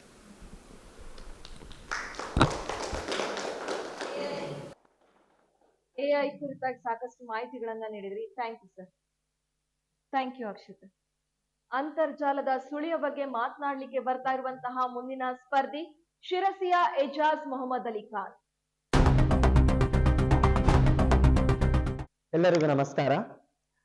ಅಂತರ್ಜಾಲದ ಸುಳಿ, ಇದನ್ನ ನಾನು ಎರಡು ರೀತಿಯಾಗಿ ಹೇಳಲಿಕ್ಕೆ ಇಷ್ಟಪಡ್ತೇನೆ. ಅಂತರ್ಜಾಲದ ಕ್ರಾಂತಿ, ಅಂತರ್ಜಾಲದ ಬಳಕೆ, ಅಂತರ್ಜಾಲದಲ್ಲಿ ಕನ್ನಡ, ಈ 3 ವಿಷಯಗಳ ಬಗ್ಗೆ ಹೇಳ್ತಾ ನೋಡೋಣ. ಅಂತರ್ಜಾಲ ಅಂದ್ರೆ ಏನನ್ನೋದು ನಮ್ಗೆಲ್ರಿಗೂ ಗೊತ್ತಿರುವಂತದ್ದೇ ವಿಷಯ. ಜಗತ್ತಿನ ಯಾವುದೇ ಮೂಲೆಯಲ್ಲಿ ಏನೇ ನಡೆದ್ರು, ಯಾವುದೇ ಹೊತ್ತಲ್ಲಿ ಹೆಂಗ್ ಬೇಕಾವಾಗ ಎಲ್ಲೇ ಇದ್ರು ಕೂಡ ನಾವು ಅದನ್ನ ನಮ್ಮ ಕೈ ಬೆರಳ ಸಂಧಿಯಲ್ಲಿ ನೋಡ್ಬೋದಾಗಿದೆ. ಇದು ಅಂತರ್ಜಾಲ. ಅಂತರ್ಜಾಲ ಪ್ರತಿಯೊಂದು ಬದಲಾವಣೆ ಜಗದ ನಿಯಮ ಅನ್ನೋದು ಭಗವದ್ಗೀತೆಯಲ್ಲೇ ಇದೆ. ಬದಲಾವಣೆ ಆಗ್ಬೇಕು, ಬದಲಾವಣೆ ಆದವನು, ಬದಲಾವಣೆಯನ್ನ ಒಪ್ಕೊಂಡವನು ಅದ್ರ ಜೊತೆ ಹರಿವನ್ನ ಸಾಧಿಸ್ಕೊಂಡು ಜೀವನ ನಡೆಸ್ತಾನೆ. ಆದ್ರೆ ಬದಲಾವಣೆ ನಿರಾಕರಿಸಿದವನು ಅಲ್ಲೇ ನಿಂತೋಗ್ಬಿಡ್ತಾನೆ. ಆ ರೀತಿ ಇನ್ನೊಂದು ಒಳ್ಳೆಯದು ಮತ್ತೆ ಕೆಟ್ಟದ್ದು, ಅನುಕೂಲತೆ ಮತ್ತೆ ಡಿಮೆರಿಟ್ಸ್, ಅನಾನುಕೂಲತೆ ಅನ್ನೋದು ಏನಿದೆ, ಒಂದೇ ನಾಣ್ಯದ 2 ಮುಖಗಳು. ಇದನ್ನ ನಾವು ಅರ್ಥ ಮಾಡ್ಕೊಳ್ಳೇಬೇಕು. ಅಂತರ್ಜಾಲದಿಂದ ತುಂಬಾ ಒಳ್ಳೆಯದನ್ನ ನಾವು ನೋಡ್ಬೋದಾಗಿದೆ, ಕೆಟ್ಟದನ್ನ ನಾವು ನೋಡ್ಬೋದಾಗಿದೆ. ಅಂತರ್ಜಾಲದಿಂದ ವೈದ್ಯಕೀಯ, ಶಿಕ್ಷಣ, ಆಮೇಲೆ ಈ ಸೈನಿಕ ಕಾರ್ಯಾಚರಣೆ ಕೂಡ ತುಂಬಾ ಸಹಾಯ ಆಗಿದೆ. AI, ಆಮೇಲೆ ChatGPT, ಗೂಗಲ್ ಎಲ್ಲ ಆಪ್ಗಳು ತುಂಬಾ ಸಹಾಯಕವಾಗಿದೆ. ಪ್ರತಿನಿತ್ಯ ಜೀವನದಲ್ಲಿ ಮನುಷ್ಯನನ್ನ ಎಲ್ಲಿಂದೋ ಮನುಷ್ಯನ ಜ್ಞಾನವನ್ನ ಇನ್ನೆಲ್ಲಿಗೆ ಮುಟ್ಟಿಸುವಂತ ಕೆಲಸ ಅದ್ ಮಾಡ್ತಾ ಇದೆ. ಹಾಗೆ ಇವಾಗ ಅಂತರ್ಜಾಲದ ನಕಾರಾತ್ಮಕತೆ ಕೂಡ ಇದೆ. ಯಾವ್ದಂದ್ರೆ ನಮ್ಮ ಸ್ಕ್ರೀನ್ ಟೈಮ್, ಪರದೆಯ ಸಮಯ ಹೆಚ್ಚಾಗ್ತಾ ಇದೆ. ನಾವು ಒಂದೇನೋ ನೋಡಕ್ ಹೋಗ್ತೀವಿ, ಇನ್ನೆಲ್ಲೋ ಮುಳುಗ್ ಹೋಗ್ತಿದೀವಿ. ಈ ತರ ಆಗ್ತಾ ಇದೆ. ಮನುಷ್ಯ ತನ್ನ ದೈನಂದಿನ ಈ ಭೌತಿಕ ಜೀವನದಿಂದ ಸಾಕಾಗಿ ಇಂಟರ್ನೆಟ್ ಮೊರೆ ಹೋಗ್ತಿದ್ದಾನೆ. ಇನ್ನೊಂದು ಇಂಟರ್ನೆಟ್ ಇಂದ ಸಾಕಾಗಿ ದೈನಂದಿನ ಜೀವನಕ್ಕೆ ಅವನು ಭೌತಿಕ ಇದಕ್ಕೆ ಆಸ್ವಾದನೆಯನ್ನು ಕೊಡ್ತಿದ್ದಾನೆ. ಇನ್ನು ಅಂತರ್ಜಾಲದಲ್ಲಿ ಕನ್ನಡದ ಬಹಳಷ್ಟು ಮಾಹಿತಿ, ಕನ್ನಡವನ್ನ ಜಗತ್ತಿನಾದ್ಯಂತ ಈ ಅಂತರ್ಜಾಲದ ಸಹಾಯದಿಂದ ವಿಕಿಪೀಡಿಯಾ, ChatGPT ಎಲ್ಲದರಲ್ಲೂ ನಾವು ಕನ್ನಡದ ಮಾಹಿತಿಯನ್ನ ನೋಡ್ಬೋದಾಗಿದೆ. ಇವಾಗ ನಾನೇ ಕನ್ನಡದಲ್ಲಿ ಏನೋ ಒಂದ್ ಚೆನ್ನಾಗಿ ಮಾತಾಡಿದ್ದೀನಿ ಅಂದ್ರೆ ಅಲ್ಲಿ ಬೇರೆ ದೇಶದವ್ರು ಕೂಡ ಅದನ್ನ ಗ್ರಹಿಸಬಹುದಾಗಿದೆ ಅನ್ನೋದನ್ನ ಇದೊಂದು ಒಳ್ಳೆಯ ವಿಚಾರ. ಹಾಗೆ ಕನ್ನಡದಲ್ಲಿ ಹಲವಾರು ಪದಗಳು ಅನುವಾದಕ್ಕೆ ಸಿಕ್ತಿಲ್ಲ. ಕನ್ನಡ ಒಂದೆಲ್ಲೋ ಬವಣೆಗೆ ಸಿಗ್ತಾ ಇದೆ. ನಮ್ಮ ಮೂಲ ಸಂಸ್ಕೃತಿ, ನಮ್ಮ ಮೂಲ ಆಚಾರ ವಿಚಾರಗಳು ಇದರಿಂದ ತೊಡಗೋಗ್ತಿವೆ ಅನ್ನೋದು ಇದರ ನಕಾರಾತ್ಮಕತೆ. ಆದ್ರೆ ಪ್ರತಿಯೊಂದು ವಸ್ತುವಿನ ಸಕಾರಾತ್ಮಕತೆಯನ್ನು ಬಳಸ್ಕೊಂಡು ನಾವು ಹೋದ್ರೆ ಜೀವನದಲ್ಲಿ ಸಾಧನೆಗೈದು ಬಹಳಷ್ಟಿದೆ. ಕನ್ನಡಿಗರಿಗೆ ಉದ್ಯೋಗ, ಕನ್ನಡವನ್ನ ಇನ್ನೂ ಮುಂಚೂಣಿಯಲ್ಲಿ ತರುವುದರಲ್ಲಿ ಈ ಅಂತರ್ಜಾಲ ತುಂಬಾ ಸಹಾಯಕವಾಗಿದೆ. ಇದನ್ನ ಬಳಸ್ಕೊಳ್ಳುವುದರಲ್ಲಿ ನಾವು ತುಂಬಾ ಎಚ್ಚೆತ್ಕೊಳ್ಬೇಕಾಗುತ್ತೆ. ಇನ್ನೊಂದು ಹೇಳ್ಬೇಕಂದ್ರೆ ಈ ಅಂತರ್ಜಾಲದಿಂದ ನಾವು ನಮ್ಮ ನಡೆ ನುಡಿ, ನಮ್ಮ ಸಂಸ್ಕೃತಿ, ಇವಾಗ KGF ಮತ್ತು ಈ ಕಾಂತಾರನಂತಹ ಮೂವಿಗಳು ವಿಶ್ವದಾದ್ಯಂತ ಗದ್ದಲ ಮಾಡಕ್ಕೂ ಕೂಡ ಸಹಾಯಕ ಆಯ್ತು. ಆಮೇಲೆ ನನ್ನನ್ನ ಯಾವುದೋ ಒಂದು ಮೂಲವಿದ್ದ ಶಿರಸಿ, ಇದನ್ನ ನಾವು ಎಲ್ಲೋ ಪರಿಚಯಿಸ್ಲಿಕ್ಕೂ ಕೂಡ ಕಾರಣ ಆಗ್ತಿದೆ. ನಮ್ಮ ಕಲೆ, ನಮ್ಮ ವೈಭವ ಪರಿಚಯಿಸ್ಲಿಕ್ಕೆ, ನಮ್ಮ ಕನ್ನಡತೆಯನ್ನ ಪರಿಚಯಿಸ್ಲಿಕ್ಕೆ ಇದು ಹೇಗೆ ಹೆಲ್ಪ್ ಆಗುತ್ತೆ ಅನ್ನೋದನ್ನ ನಾವು ನಮ್ಮ ಮುಂದಿನ ಪೀಳಿಗೆ ಉದ್ಯೋಗಗಳನ್ನ ತಿಂತಿದ್ದೆ ನಿಜ, ಆದ್ರೆ ಅದ್ರ ಮೂಲಕನೇ ಉದ್ಯೋಗಗಳನ್ನು ಸೃಷ್ಟಿ ಮಾಡಬಹುದು. ಅದರ ಮೂಲಕವನ್ನು ಕನ್ನಡದ ಕೀರ್ತಿಯ ಕಹಳೆಯನ್ನ ನಾವು ಊದ್ಬಹುದು ಅನ್ನೋದಕ್ಕೆ ಇದು ಸಾಕ್ಷಿಯಾಗಿದೆ. ಇದು ನಮ್ಮ ಮೇಲೆ ನಿಂತಿದೆ. ನಾವಿದನ್ನ ಅನುಭವಿಸ್ಕೊಂಡು ಇದನ್ನ ಮುಂದೆ ತಗೊಂಡು ಹೋಗಿ ಕಲಿಯುಗ, ತ್ರೇತಾಯುಗ ಹೇಗೆ ಮುಗಿದೋಯ್ತು, ಅಂತರ್ಜಾಲದ ಯುಗವನ್ನ ನಾವು ಗೆಲ್ಲಬೇಕಾಗಿದೆ. ಧನ್ಯವಾದ. ಅಂತರ್ಜಾಲದ ಸುಳಿಯ ವಿಚಾರವಾಗಿ ಸಾಕಷ್ಟು ವಿಚಾರಗಳನ್ನ ಹೇಳಿದ್ರಿ. ನಮ್ಮ ತೀರ್ಪುಗಾರರು ಏನ್ ಹೇಳ್ತಾರೆ ಅಂತ ಕೇಳೋಣ. ಎಜಾಜ್ ಅವರು ಸಕಾರಾತ್ಮಕವಾಗಿ, ನಕಾರಾತ್ಮಕವಾಗಿ ಮತ್ತು ಅಂತರ್ಜಾಲದ ಸುಳಿಯಲ್ಲಿ ಕನ್ನಡ ಅನ್ನೋಂಥ 3 ವಿಷಯದ ಬಗ್ಗೆ ಬೆಳಕನ್ನು ಚೆಲ್ಲಿದ್ದೀರಾ. 3 ವಿಷಯಗಳ ಬಗ್ಗೆನೂ ಸ್ಪಷ್ಟವಾದ ಮಾಹಿತಿಯನ್ನು ನೀಡಿದ್ದೀರಾ. ಎಲ್ಲ ಆ್ಯಪ್ಗಳ ಬಗ್ಗೆ ಹೇಳಿದ್ದೀರಾ, ಹೇಗೆ ಉದ್ಯೋಗ ಸೃಷ್ಟಿಯಾಗ್ತಿದೆ ಅನ್ನೋದ್ರ ಬಗ್ಗೆ ಹೇಳಿದ್ದೀರಾ. ಕನ್ನಡದಲ್ಲಿ ಎಂಥ ತಂತ್ರಜ್ಞಾನವನ್ನು ಬಳಕೆ ಮಾಡಿಕೊಂಡು ಇನ್ನೂ ನಾವು ಏನನ್ನು ಸಾಧಿಸಬೇಕು ಅನ್ನೋದನ್ನು ಕೂಡ ಹೇಳಿದ್ದೀರಾ. ಮಾಹಿತಿ ಸಂಗ್ರಹ ಆಗಿರ್ಬೋದು, ಅದರ ನಿರೂಪಣಾ ಶೈಲಿ ಇರ್ಬೋದು, ಎಲ್ಲವೂ ಕೂಡ ಉತ್ತಮವಾಗಿತ್ತು. ಧನ್ಯವಾದಗಳು. ತೀರ್ಪನ್ನ ನೀಡಿದ್ದಾರೆ. ಹಾಗೆ ನಿತಿನ್ ಸರ್, ಈಗ ನಮಗೆ ಸಾಕಷ್ಟು ಮಾಹಿತಿಗಳು ವಿಕಿಪೀಡಿಯಾದಲ್ಲಿ ಇಂಗ್ಲಿಷ್ ನಲ್ಲಿ ಸಿಗುತ್ತೆ, ಕನ್ನಡದಲ್ಲಿ ಅಷ್ಟು ಸಮಗ್ರವಾದಂತಹ ಮಾಹಿತಿಗಳು ಇನ್ನೂ ಲಭ್ಯ ಆಗ್ತಾ ಇಲ್ಲ. ಕನ್ನಡಕ್ಕೆ ಅದೇ ಆಗ್ಲೇ ಹೇಳಿದಾಗೆ ಒಂದು ಮೇಜರ್ ಸಮಸ್ಯೆ ನಮಗೆ ಅದನ್ನು ಅಪ್ಲೋಡ್ ಮಾಡ್ಲಿಕ್ಕೆ ಬೇಕಾಗಿದ್ದಂಥ ಮಾಧ್ಯಮ ಅಂದರೆ ಫಾಂಟ್. ಇತ್ತೀಚೆಗೆ ಫಾಂಟ್ ಸಿಗ್ತಾ ಇದೆ. ಆಮೇಲೆ ವಿಕಿಪೀಡಿಯಾದಲ್ಲಿ ಅದು ಒಂದು ಕಮ್ಯುನಿಟಿ ಕಾಂಟ್ರಿಬ್ಯೂಷನ್ ಮಾಡುವಂಥದ್ದು. ಈಗ ನಾವು ಯಾವುದೋ ವಿಕಿಪೀಡಿಯಾದಲ್ಲಿ ಮಾಹಿತಿಯನ್ನು ಅಪ್ಲೋಡ್ ಮಾಡ್ಬೋದು, ನೀವು ಅಪ್ಲೋಡ್ ಮಾಡ್ಬೋದು, ಯಾರು ಬೇಕಾದರೂ ಅಪ್ಲೋಡ್ ಮಾಡ್ಬೋದು. ನಮ್ಮಲ್ಲಿ ಆ ಥರ ಮಾಹಿತಿಯನ್ನು ಕಾಂಟ್ರಿಬ್ಯೂಟ್ ಮಾಡುವಂಥವ್ರ ಸಂಖ್ಯೆ ಭಾಳ ಕಡಿಮೆ. ಅಥವಾ ಆ ಥರದ್ದೊಂದು ಜನರನ್ನು ಎಜುಕೇಟ್ ಮಾಡಬೇಕಾಗಿರುವಂಥದ್ದು ಕೂಡ ನಮ್ಮ ಜವಾಬ್ದಾರಿ ಇದೆ. ನಾವು ಯಾರೂ ಮಾಡ್ತಿಲ್ಲ ಅದನ್ನು. ಈಗ ಇಂಗ್ಲೀಷಲ್ಲಿರುವಂತಹ ಮಾಹಿತಿಯನ್ನು ಕನ್ನಡಕ್ಕೆ ತರ್ಜುಮೆ ಮಾಡಿ ನಾವೇ ಅದನ್ನು ಅಪ್ಲೋಡ್ ಮಾಡಬೇಕಾಗತ್ತೆ. ಅದನ್ನು ಎಲ್ಲರೂ ಮಾಡಿದ್ರೆ ನಾಳೆ ಬಹುಶಃ ಮುಂದಿನ ಪೀಳಿಗೆಗಾದರೂ ಈ ಥರದ್ದು ಕೊರತೆ ಎದುರಾಗದೇ ಇರೋಂಗೆ ನೋಡ್ಕೋಬೋದಾಗಿದೆ. Thank you sir, thank you Ejaz Ali Khan. Wild card entry ಪಡೆದು ಬಂದಿರುವಂತಹ ನಾಗರಾಜ್ ನೀಲ್ ಅವರು ಈ ಸುತ್ತಿನ ವಿಷಯವಾಗಿ ಏನ್ ಹೇಳ್ತಾರೆ ಅಂತ ಕೇಳೋಣ. ಎಲ್ರಿಗೂ ನಮಸ್ಕಾರ. ವಿಷಯ ಅಂತರ್ಜಾಲದ ಸುಳಿಯಲ್ಲಿ ಮತ್ತು ಕನ್ನಡ ಭಾಷೆ ಅಂತನೂ ಇದೆ. ನಮ್ಮ ಕನ್ನಡ ಭಾಷೆ ಎಷ್ಟು ವಿಶೇಷ ಮತ್ತು ವಿಶಿಷ್ಟ ಅನ್ನೋದಕ್ಕೆ ಈ ಶೀರ್ಷಿಕೆನೇ ದೊಡ್ಡ ಉದಾಹರಣೆ ಅಂತ ಅನ್ಸುತ್ತೆ. ಅಂತರ್ಜಾಲ, ಜಾಲ ಅನ್ನೋಂಥ ಪದವೇ ಶೀರ್ಷಿಕೆನೇ ಹೇಳ್ಬಿಡುತ್ತೆ.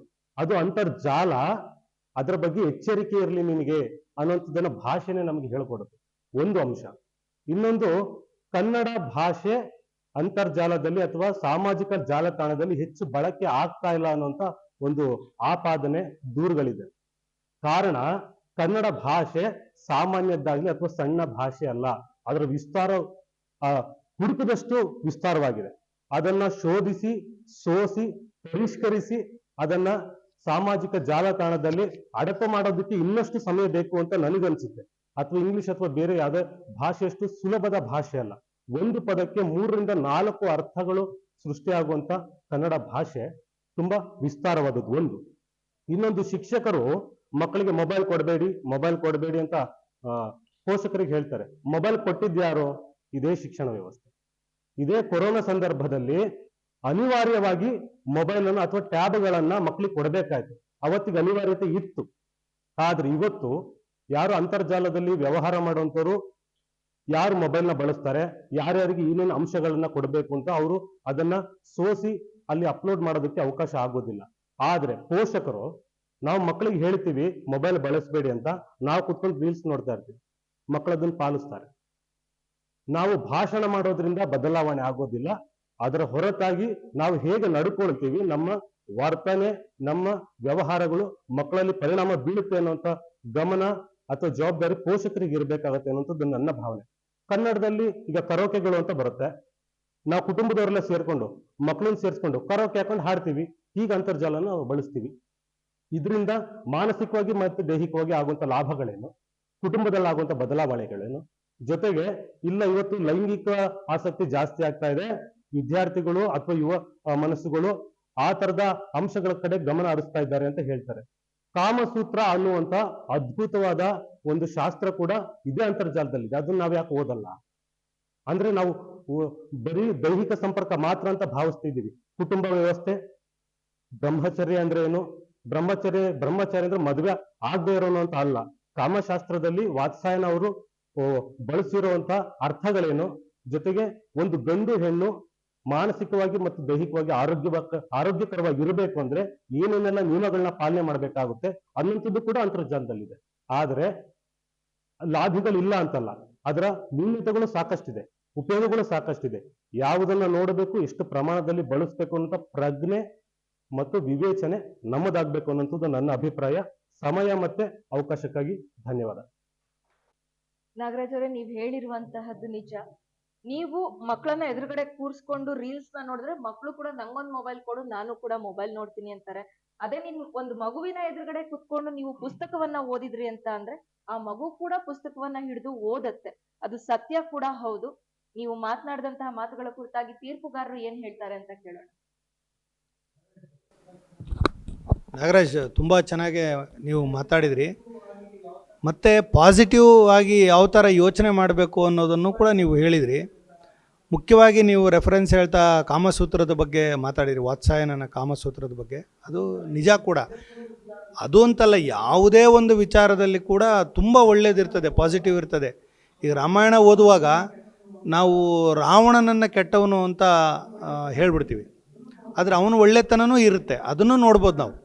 ಆದರೆ ಇವತ್ತಿನ ಮಕ್ಕಳು ಅಥವಾ ವಯಸ್ಕರು, ನಾವೀಗೇನು ಟೀನೇಜರ್ಸ್ ಅಂತ ಏನು ಕರಿತೀವಿ ಅಥವಾ ದೊಡ್ಡವರು ಇರ್ಬೋದು, ಅವ್ರು ಹೆಂಗೆ ಅಂತೇಳಿದರೆ ಬಹುಬೇಗ ಅಟ್ರ್ಯಾಕ್ಟ್ ಯಾವುದಾಗುತ್ತೆ ಅದನ್ನು ಗಮನಿಸ್ತಾರೆ. ಅದು ಮನುಷ್ಯನ ಸ್ವಭಾವ ಅದು. ಹಂಗಾಗಿ ಅದರಲ್ಲಿ ಒಳ್ಳೆಯದನ್ನೇ ನೋಡಬೇಕು ಅನ್ನುವುದನ್ನು ಕಲಿಸುವುದು ಭಾಳ ಕಷ್ಟ ನಾವು ಇವತ್ತಿನ ಪರಿಸ್ಥಿತಿಯಲ್ಲಿ. ಹಂಗಾಗಿ ಒಳ್ಳೆಯದು ಕೆಟ್ಟದ್ದು ಎರಡೂ ಇದ್ರೂ ಕೂಡ ಬೇಗ ನಾವು ಈಗ ನೋಡಿ, ನಮ್ಮ ಈಗಿನ ಜನ್ರೇಷನ್ ಇದೆಯಲ್ಲ, ಅದು ಸಿನಿಮಾದಲ್ಲಿ ವಿಲನ್ಗಳನ್ನು ಹೆಚ್ಚು ಫಾಲೋವರ್ ಮಾಡ್ತಾ ಇದ್ದಾರೆ ಈಗಿನ ಹುಡುಗರು. ಹಂಗಾಗಿ ಆ ಟ್ರೆಂಡ್ ಹೆಂಗೆ ಬದಲಾಗಿದೆ ಅಂದರೆ ಇವತ್ತು ಎಲ್ಲ ಡಾನ್ಗಳು, ಎಲ್ಲ ರೌಡಿಗಳು, ಎಲ್ಲ ಮಟ್ಕಾ ದೊರೆಗಳು, ಆಮೇಲೆ ಈ ಥರದವ್ರು ಹೀರೋ ಆಗಿ ಬರ್ತಾ ಇದ್ದಾರೆ ಸಿನಿಮಾಗಳಲ್ಲಿ. ಈ ಥರದ ಸ್ವಭಾವ ಇರೋದ್ರಿಂದ ಅದು ಹೆಂಗೆ ಇದರಿಂದ ನಾವು ಈ ಜಾಲದಿಂದ ಹೆಂಗೆ ಬಿಡಿಸ್ಕೋಬೇಕು ಅನ್ನೋದೇ ಭಾಳ ದೊಡ್ಡ ಸಮಸ್ಯೆ ಆಗಿ ಕುತ್ಕೊಂಡಿದೆ ಅಂತ ನನಗನ್ಸುತ್ತೆ. ಚೆನ್ನಾಗಿ ಮಾತಾಡಿದ್ರಿ, ಧನ್ಯವಾದಗಳು. Thank you Nagaraj. ಮುಂದಿನ ಸ್ಪರ್ಧಿ ಭದ್ರಾವತಿಯ ವರ್ಷ. ಎಲ್ಲರಿಗೂ ನಮಸ್ಕಾರ. ಈಗ ನಾವು ಅಂತರ್ಜಾಲದ ಸುಳಿಯ ಬಗ್ಗೆ ನೋಡ್ತಾ ಹೋಗೋಣ. ಮೊದ್ಲಿಗೆ ಅಂತರ್ಜಾಲ ಅಂತ ಅಂದ್ರೆ ಏನಂದ್ರೆ ನಾವು ಒಂದ್ ಕಡೆಯಿಂದ ಇನ್ನೊಂದ್ ಕಡೆ ಅಥವಾ ಒಂದ್ ಸಮಯ ವಿಚಾರ ವಿನಿಮಯ ಮಾಡೋದಾಗಿರ್ಬೋದು, ಜಗತ್ತಿನ ಎಲ್ಲಾ ಮೂಲಗಳನ್ನ ಕನೆಕ್ಟ್ ಮಾಡೋದಾಗಿರ್ಬೋದು, ಇದು ಅಂತರ್ಜಾಲ ಅಂತ ಹೇಳ್ಬೋದು. ಇವಾಗ ಇದ್ರಲ್ಲಿ ಅನುಕೂಲ ಮತ್ತು ಅನಾನುಕೂಲತೆ ಎರಡು ಕೂಡ ಇರುತ್ತೆ. ಎರಡು ಇದ್ರೇನೆ ಅದು ಯಾವ್ದೇ ಒಂದ್ ವಿಷಯ ಆದ್ರೂ ಅನುಕೂಲ ಮತ್ತು ಅನಾನುಕೂಲತೆ ಇದ್ದೇ ಇರುತ್ತೆ. ಅದ್ರಲ್ಲಿ ನಾವ್ ಯಾಕೆ ತಗೊಂತೀವಿ ಅನ್ನೋದು ಬಹಳ ಮುಖ್ಯ ಆಗಿರುತ್ತೆ. ಅನುಕೂಲತೆಯನ್ನ ನೋಡ್ತಾ ಹೋಗೋದಾದ್ರೆ ಅಂತರ್ಜಾಲದಿಂದ ನಾವು ಮೊದಲನೇದಾಗಿ ಇವಾಗ ನಮ್ಮ ಯುವ ಪೀಳಿಗೆಗೆ ಸ್ಕಿಲ್ಸ್ ನಾವು ಬೆಳೆಸ್ಬೇಕು ಅಂತ ಇದೀವಿ. ಇದು ನಮ್ಮ ಸರ್ಕಾರ ಸ್ವಯಂ ಅಂತ ಒಂದು ಆಪ್ ಏನಿದೆ ಅದ್ರ ಮೂಲಕ ನಡೆಸ್ತಾ ಇದ್ದಾರೆ. ಬೇರೆ ಬೇರೆ ಕೋರ್ಸ್ಗಳು ಏನಿದೆ ಗವರ್ಮೆಂಟ್ ಓರಿಯೆಂಟೆಡ್ ಸರ್ಟಿಫೈಡ್ ಆಗಿ ಕೊಡ್ತಾ ಇದ್ದಾರೆ. ಸೊ ಇದು ನಮಗೇನಾಗುತ್ತೆ, ಯುವ ಪೀಳಿಗೆಗೆ ಇದು ಒಂದು ಬಹಳ ಹೆಲ್ಪ್ ಆಗ್ತಾ ಹೋಗುತ್ತೆ. ಜೊತೆಗೆ ನಾವು ಇವಾಗ ಅದ್ರದ್ದು ಅನಾನುಕೂಲತೆ ಅಂತ ನೋಡೋದಾದ್ರೆ ನಾವು ಇವಾಗ ಬಹಳ ಮಾಹಿತಿ ಸೋರಿಕೆಗಳಾಗುತ್ತೆ. ನಾವ್ ಎಲ್ಲೇ ಆದ್ರೂ ಏನೇ ಮಾಡಿದ್ರು ಒಂದ್ ಸ್ಟೇಟಸ್ ಹಾಕ್ಬೇಕು, ಸ್ನಾಪ್ ಹಾಕ್ಬೇಕು. ಈ ತರದ್ರಿಂದ ನಮಗೇನಾಗುತ್ತೆ, ನಮ್ಮನ್ನ ಯಾರ್ಯಾರು ನೋಡ್ತಾ ಇರ್ತಾರೆ ಆ ಜಾಲದಲ್ಲಿ ಅಂತ ನಮಗೆ ಗೊತ್ತಿರೋದಿಲ್ಲ. ನಾವ್ ಯಾರ್ಯಾರಿಗೆ ಮಾಹಿತಿಗಳನ್ನ ಕೊಡ್ತಾ ಇದೀವಿ ಅಂತಾನು ನಮಗೆ ಗೊತ್ತಿರೋದಿಲ್ಲ.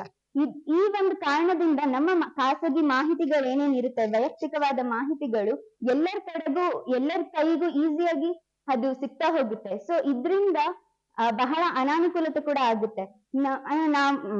ನಮ್ದು ಗೆಳೆಯರು ಒಬ್ರಲ್ಲಿ ಆಗಿದ್ದೇನಪ್ಪಾ ಅಂತಂದ್ರೆ ಅವರು ಲಿಂಕ್ಡ್ಇನ್ ಅನ್ನೋ ಆಪ್ ಅಲ್ಲಿ ನಾವ್ ಹಾಕ್ತಿವಿ, ನಾವ್ ಯಾವ್ದಾದ್ರು ಒಂದ್ ನಮಗೆ ಉದ್ಯೋಗ ಅವಕಾಶಕ್ಕಾಗಿ ಇರೋಂತ ಆಪ್ ಅದು ಲಿಂಕ್ಡ್ಇನ್. ಆ ಆಪ್ ಅಲ್ಲಿ ನಮ್ಮ ಒಂದ್ ಪ್ರೊಫೈಲ್ ರೆಸ್ಯೂಮ್ ಏನ್ ಹಾಕ್ತಿವಿ ಅದನ್ನ ನೋಡ್ಬಿಟ್ಟು ಬೇರೆ ಈ ಫಿಶಿಂಗ್ ಮಾಡೋರು ಇರ್ತಾರೆ, ಈ ತರ ಬೇರೆ ಅದ್ರ ದುರುಪಯೋಗ ಪಡ್ಕೊಳ್ಳೋರು ಏನಿರ್ತಾರೆ ಅದ್ರಿಂದ ಮಾಹಿತಿನ ಕಲೆಕ್ಟ್ ಮಾಡ್ಕೊಂಡ್ಬಿಟ್ಟು ನಮ್ಮ ಹತ್ರ ಇರುವಂತಹ ಒಂದು ಹಣವನ್ನ ಅವರು ಅಪಹರಿಸೋದಾಗಿರ್ಬೋದು, ಈ ತರ ಒಂದು ಕೆಲಸ ಕಾರ್ಯಗಳನ್ನ ಕೂಡ ಮಾಡ್ತಾ ಇದ್ದಾರೆ. ಹೀಗೆ ಅನುಕೂಲ ಮತ್ತು ಅನಾನುಕೂಲತೆ ಎರಡೂ ಇದೆ. ನಾವ್ ಹೇಗ್ ಬಳಕೆ ಮಾಡ್ಕೊಂತೀವಿ ಅನ್ನೋದು ತುಂಬಾ ಮುಖ್ಯ ಆಗಿರುತ್ತೆ. ಧನ್ಯವಾದಗಳು. ಮೊಬೈಲ್ ನಲ್ಲಿ ಅಪ್ಲಿಕೇಶನ್ಗಳು ಹೇಗ್ ವರ್ಕ್ ಆಗ್ತಾ ಇದೆ, ಅದ್ರ ಜೊತೆಗೆ ಪ್ರತಿಯೊಬ್ಬರ ಮೈಂಡ್ ಸೆಟ್ಟು ಕೂಡ ಹೌದು. ಪ್ರಸ್ತುತವಾಗಿ ನಾವೆಲ್ಲಿದ್ದೀವಿ, ಏನ್ ಮಾಡ್ತಾ ಇದೀವಿ, ಏನಾಗ್ತಿದೆ ಅಂತ ಹೇಳಿ ವಾಟ್ಸ್ಆಪ್ ಸ್ಟೇಟಸ್ಗೆ ಹಾಕೋದಾಗಿರ್ಬೋದು, ಸ್ಟೋರೀಸ್ಗಳಿಗೆ ಹಾಕೋದಾಗಿರ್ಬೋದು, ಪ್ರತಿಯೊಬ್ರು ಕೂಡ ಮಾಡ್ತಾ ಇದೀವಿ. ಅನುಕೂಲನೂ ಇದೆ, ಅನಾನುಕೂಲನೂ ಇದೆ. ನೀವ್ ಹೇಳಿದಂತಹ ವಿಷಯವಾಗಿ ತೀರ್ಪುಗಾರರು ಏನ್ ಹೇಳ್ತಾರೆ ಅಂತ ಹೇಳಿ ಕೇಳೋಣ. ವರ್ಷ ಅವರು ಒಂದು 3 ಅಂಶಗಳ ಬಗ್ಗೆ ಜಾಸ್ತಿ ಹೇಳಿದ್ರು ಅಂತ ನನಗನ್ನಿಸ್ತು. ಒಂದು, ಉದ್ಯೋಗ ಸೃಷ್ಟಿಯಲ್ಲಿ ಅಂತರ್ಜಾಲದ ಬಳಕೆ ಹೇಗಾಗ್ತಿದೆ, ಸರ್ಕಾರ ಆ್ಯಪ್ಗಳನ್ನು ತಂದು ಹೇಗೆ ಉದ್ಯೋಗ ಸೃಷ್ಟಿಯನ್ನು ಮಾಡ್ತಿದೆ ಅನ್ನೋದ್ರ ಬಗ್ಗೆ ಹೇಳಿದ್ರಿ. 2ನೇ ಪಾಯಿಂಟು, ನಮ್ಮ ವೈಯಕ್ತಿಕ ಬದುಕಾಗಿ ಉಳಿದಿಲ್ಲ, ಅದು ಖಾಸಗಿ ಬದುಕಾಗ್ಬಿಟ್ಟಿದೆ, ನಮ್ಮ ಎಲ್ಲ ಮಾಹಿತಿಗಳು ಹೊರಗಡೆ ಸೋರಿಕೆ ಆಗ್ತಾ ಇದೆ ಅಂತದನ್ನ ಹೇಳಿದ್ರಿ. ಹಾಗೆ ಲಾಸ್ಟಿಗೆ ಕೊನೆಗೆ ಹೇಳಬೇಕಾದ್ರೆ, ಯಾವುದೇ ವಸ್ತುವನ್ನಾಗಲಿ ಬಳಸುವಾಗ ಸಕಾರಾತ್ಮಕ ನಕಾರಾತ್ಮಕ ಎರಡೂ ಇರುತ್ತೆ. ನಾವು ಸಕಾರಾತ್ಮಕವನ್ನು ಬಳಸ್ಕೊಂಡು ನಕಾರಾತ್ಮಕವನ್ನು ಆದಷ್ಟು ದೂರ ಇಡಬೇಕು ಅನ್ನೋದನ್ನ ಹೇಳಿದ್ರಿ. ಆದರೆ ಈಗ ನಾವು ಈ ಅಂತರ್ಜಾಲ ಸುಳಿಯಲ್ಲಿ ಸಿಕ್ಕಿದ ಮೇಲೆ ನೀವು ಹೇಳಿದಾಗೆ ವೈಯಕ್ತಿಕ ಬದುಕಾಗಿ ಉಳಿಯೋದಿಲ್ಲ. ನಾವು ಏನನ್ನ ಹಾಕ್ತೀವಿ ಅದೆಲ್ಲ ಯಾರು ನೋಡ್ತಾರೆ, ಏನು ಮಾಡ್ತಾರೆ ಅನ್ನೋದು ನಮ್ಗೆ ಗೊತ್ತಿರಲ್ಲ ಅಂತ ಹೇಳಿದ್ರಿ. ಆ ಮಾತನ್ನು ನಾನು ಕೂಡ ಒಪ್ತೇನೆ. ಉತ್ತಮ ಪ್ರಯತ್ನ, ಧನ್ಯವಾದಗಳು. ಈ ಸಂದರ್ಭಕ್ಕೆ ಈ ಭಾಳಷ್ಟು ಜನ ಮಾತಾಡ್ತಾ ಇರುವಂಥ ಸ್ಪರ್ಧಾಳುಗಳು ಈ ನೆಗೆಟಿವ್ ಆಗಿರುವಂಥ ವಿಚಾರಗಳನ್ನು ಕೂಡ ಹೇಳ್ತಾ ಇದ್ದಾರೆ. ನನಗೆ ನಿತಿನ್ ಅವ್ರು ಅನ್ಸೋದೇನೆಂದರೆ, ಈಗ ಸರ್ಕಾರ ಪೋರ್ನ್ ಆ್ಯಪ್ಗಳನ್ನು ಬ್ಯಾನ್ ಮಾಡಬೇಕು ಅಂತೇಳಿ ಮಾಡ್ತು, ಕೊನೆಗೆ ಅದು ಪ್ರಯತ್ನ ಈಡೇರಲಿಲ್ಲ. ಅಂದರೆ ಈ ಲೈಂಗಿಕ ವಿಷಯಕ್ಕೆ ಸಂಬಂಧಪಟ್ಟಂಥ ಅನೇಕ ಆ್ಯಪ್ಗಳನ್ನು ತಯಾರು ಮಾಡಿ ಬಿಡ್ತಾ ಇದ್ದಾರೆ. ಅವರು ಯಾರು ಅಂತೇಳಿದರೆ ನಮ್ಮಂಥವ್ರೆ. ಆದ್ದರಿಂದ ಅವರೇ ಮನಸ್ಪೂರ್ವಕವಾಗಿ ಅದನ್ನು ಡ್ರಾಪ್ ಮಾಡಿ ಅದನ್ನು ನಿಲ್ಲಿಸ್ದಂಗೆ ಸರ್ಕಾರ ಹೇಳೋದಕ್ಕಿಂತ ಮುಂಚೆ ಅಥವಾ ಕೋರ್ಟ್ ಹೇಳೋಕ್ಕಿಂತ ಮುಂಚೆ ನಿಲ್ಲಿಸಿ ನಮ್ಮ ಯುವಕರನ್ನು ಅಥವಾ ವಯಸ್ಸಾದವ್ರನ್ನ ಅಥವಾ ಹುಡುಗರನ್ನು ಯಾಕೆ ಕಾಪಾಡೋಕ್ಕಾಗ್ತಾ ಇಲ್ವಾ, ಯಾಕೆ ಆಗ್ತಾ ಇಲ್ಲ ಅನ್ನೋದು ನನಗೆ ಬಂದಿರೋ ಡೌಟ್ ಅದು. ಸರ್, ಒಂದು ಇಂಟರ್ನೆಟ್ ಅನ್ನೋದು ಒಂದು ದೊಡ್ಡ ಉದ್ಯಮ. ಇಲ್ಲಿ ಲಕ್ಷ ಕೋಟಿ ಮೇಲೆ ಕೋಟಿ ಈ ಥರದೊಂದು ದೊಡ್ಡ ಮಟ್ಟದ ಉದ್ಯಮ ಇಂಟರ್ನೆಟ್. ಇಲ್ಲಿ ಹಾಕುವಂಥ ನಾವು ಫೇಸ್ಬುಕ್ಕಲ್ಲಿ ಒಂದು ಫೋಟೋ ಹಾಕಿ 4 ಲೈಕ್ಸು 4 ಕಾಮೆಂಟ್ ಬಂದರೆ ಖುಷಿ ಪಡ್ತೀವಿ. ಆದರೆ ಫೇಸ್ಬುಕ್ನವರು ನಮ್ಮ ಫೋಟೋದಿಂದ ನಮ್ಮ ಲೈಕ್ಸಿಂದ ಕೋಟಿ ದುಡಿತಾ ಇದ್ದಾರೆ. ಈ ಪೋರ್ನ್ ವೆಬ್ಸೈಟು ಪೋರ್ನ್ ಆ್ಯಪ್ಗಳು ಕೂಡ ಅದೇ ರೀತಿಯ ಸ್ಥಿತಿ. ಅತಿ ಹೆಚ್ಚು ಇವಾಗ ಈ ಕ್ಷಣದಲ್ಲೇ ನೀವು ನಿಮ್ಮ ಮೊಬೈಲ್ ಓಪನ್ ಮಾಡಿಕೊಂಡು most viewed websites in India ಅಂತ ಕೊಟ್ಟರೆ ಯಾವುದೋ google.com ಬರ್ಬೋದು, yahoo.com ಬರ್ಬೋದು, ಹಿಂದೂ ಬರ್ಬೋದು ಅಂತ ನೀವೆಲ್ಲ ಯೋಚನೆ ಮಾಡ್ಬೋದು. ಟಾಪ್ 10 ಒಳಗಡೆ ಕನಿಷ್ಠ 2 ಪೋರ್ನ್ ವೆಬ್ಸೈಟ್ ಇದ್ದೇ ಇರುತ್ತೆ. ಅಂದರೆ ಅತಿ ಹೆಚ್ಚು ಜನ ಅದನ್ನು ನೋಡ್ತಾ ಇದ್ದಾರೆ. ಆಮೇಲೆ ಪೋರ್ನ್ ಇಂಡಸ್ಟ್ರಿ ಕೂಡ ಜಾಗತಿಕವಾಗಿ ತುಂಬ ದೊಡ್ಡ ಮಟ್ಟದಲ್ಲಿ, ಯಾವುದೋ ಸ್ಯಾಂಡಲ್ವುಡ್ ಸಿನಿಮಾ ಇಂಡಸ್ಟ್ರಿ ಥರ, ಹಾಲಿವುಡ್ ಇಂಡಸ್ಟ್ರಿ ಥರ ದೊಡ್ಡ ಮಟ್ಟಕ್ಕೆ ಬೆಳೆದು ನಿಂತಿದೆ. ಸೊ ಹಾಗಾಗಿ ಏನಾಗುತ್ತೆ, ಅದನ್ನು ಪ್ರೊಡ್ಯೂಸ್ ಮಾಡೋವಂಥವ್ರು ಇದ್ದಾರೆ, ಅದನ್ನು ವ್ಯೂ ಮಾಡೋವಂಥವ್ರು ಇದ್ದಾರೆ. ದೊಡ್ಡ ಮಟ್ಟದಲ್ಲಿ ಅದು ಕೋಟಿ ಆದಾಯವನ್ನು ಗಳಿಸ್ತಾ ಇದೆ. ಹೀಗೆ ಆದಾಯ ಬರುವಂಥ ಮೂಲವನ್ನು ಯಾರೂ ಬಿಡೋದಿಲ್ಲ. ನಮ್ಮ ಸರ್ಕಾರ ಇತ್ತೀಚೆಗೆ ಒಂದು 300 ವೆಬ್ಸೈಟ್ಗಳನ್ನು ಬ್ಲಾಕ್ ಮಾಡಿದ್ವಿ ಅಂತ ಹೇಳಿದ್ರು. ಒಂದು ವೆಬ್ಸೈಟನ್ನು ಬ್ಲಾಕ್ ಮಾಡಿದ್ರೆ ಮತ್ತೊಂದು ವೆಬ್ಸೈಟನ್ನು ಓಪನ್ ಮಾಡೋ ಸಾಮರ್ಥ್ಯ ಅವ್ರ ಹತ್ರ ಇದೆ. ಡೇಟಾ ಬೇಸನ್ನು ಇನ್ನೊಂದು ವೆಬ್ಸೈಟಿಗೆ ವರ್ಗಾವಣೆ ಮಾಡೋದು ತುಂಬ ಸುಲಭ. ಈಗ ಯಾವುದೋ ಒಂದು xyz.com ಅಂತಿದ್ರೆ ಅದನ್ನು .in ಅಂತ ಮಾಡ್ತಾರೆ, ಯಾವುದೋ ಒಂದು AC.in ಅಂತ ಮಾಡ್ತಾರೆ. ಇದಕ್ಕಿದಂಗೆ ಅವ್ರಿಗೆ ಯಾವ ರೀತಿ ಬೇಕೋ ವೆಬ್ಸೈಟ್ಗಳನ್ನು ಆ ರೀತಿ ಒಂದು ಡೊಮೈನನ್ನು ಚೇಂಜ್ ಮಾಡಿ ಡೇಟಾವನ್ನು ಇನ್ನೊಂದು ಕಡೆ ಶಿಫ್ಟ್ ಮಾಡಿ ಅದನ್ನು ಗೂಗಲಲ್ಲಿ ಇಂಡೆಕ್ಸ್ ಆಗೋವಾಗ ಮಾಡಿಕೊಂಡು ಅವ್ರು ಆಬ್ವಿಯಸ್ ಆಗಿ ಮತ್ತೊಮ್ಮೆ ನಮ್ಮ ಮುಂದೆ ಬಂದೇ ಬರ್ತಾರೆ. ಸರ್ಕಾರ 300 ಲಿಂಕ್ಗಳನ್ನು ಮಾತ್ರ ಡಿಲೀಟ್ ಮಾಡುತ್ತೆ, ಅವ್ರು ಮತ್ತೆ 300 ಸೃಷ್ಟಿ ಮಾಡ್ತಾರೆ. ಹಾಗಾಗಿ ಇದನ್ನು ತಡೆಯೋದಕ್ಕೆ ಸಾಧ್ಯ ಆಗ್ತಾಯಿಲ್ಲ. ಒಂದು ರೀತಿ ಇದು ಇಂಟರ್ನೆಟ್ ಹೇಗೆ ಅಂದರೆ ಯುರೇನಿಯಂ ಇದ್ದಂಗೆ ಸರ್. ಯುರೇನಿಯಮಲ್ಲಿ ನಾವು 2 ರೀತಿ ಬಳಸ್ಕೊಬೋದು. ಒಂದು ಅದನ್ನು 2 ಅಣುಗಳನ್ನು ಬಳಸಿ ಶಾಖ ಉತ್ಪನ್ನ ಮಾಡಿ ವಿದ್ಯುತ್ತಾಗಿ ಮಾಡ್ಕೊಬೋದು. ಇಲ್ಲ ಅಂತ ಹೇಳಿದ್ರೆ ಹಿರೋಶಿಮಾ ನಾಗಸಾಕಿ ಮೇಲೆ ನಾವು ಬಾಂಬ್ ಹಾಕಿದ್ವಲ್ಲ ಆ ಥರದ್ದನ್ನು ಮಾಡ್ಬೋದು.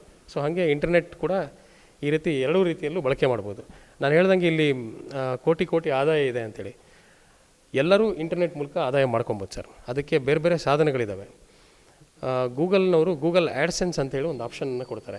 ಯೂಟ್ಯೂಬನ್ನು ಮಾಡಿದವ್ರಿಗೆ ಗೂಗಲ್ ಆ್ಯಡ್ಸೆನ್ಸ್ ಗೊತ್ತಿರುತ್ತೆ, ವೆಬ್ಸೈಟನ್ನು ಮಾಡಿದವ್ರಿಗೆ ಗೂಗಲ್ ಆ್ಯಡ್ಸೆನ್ಸ್ ಗೊತ್ತಿರುತ್ತೆ.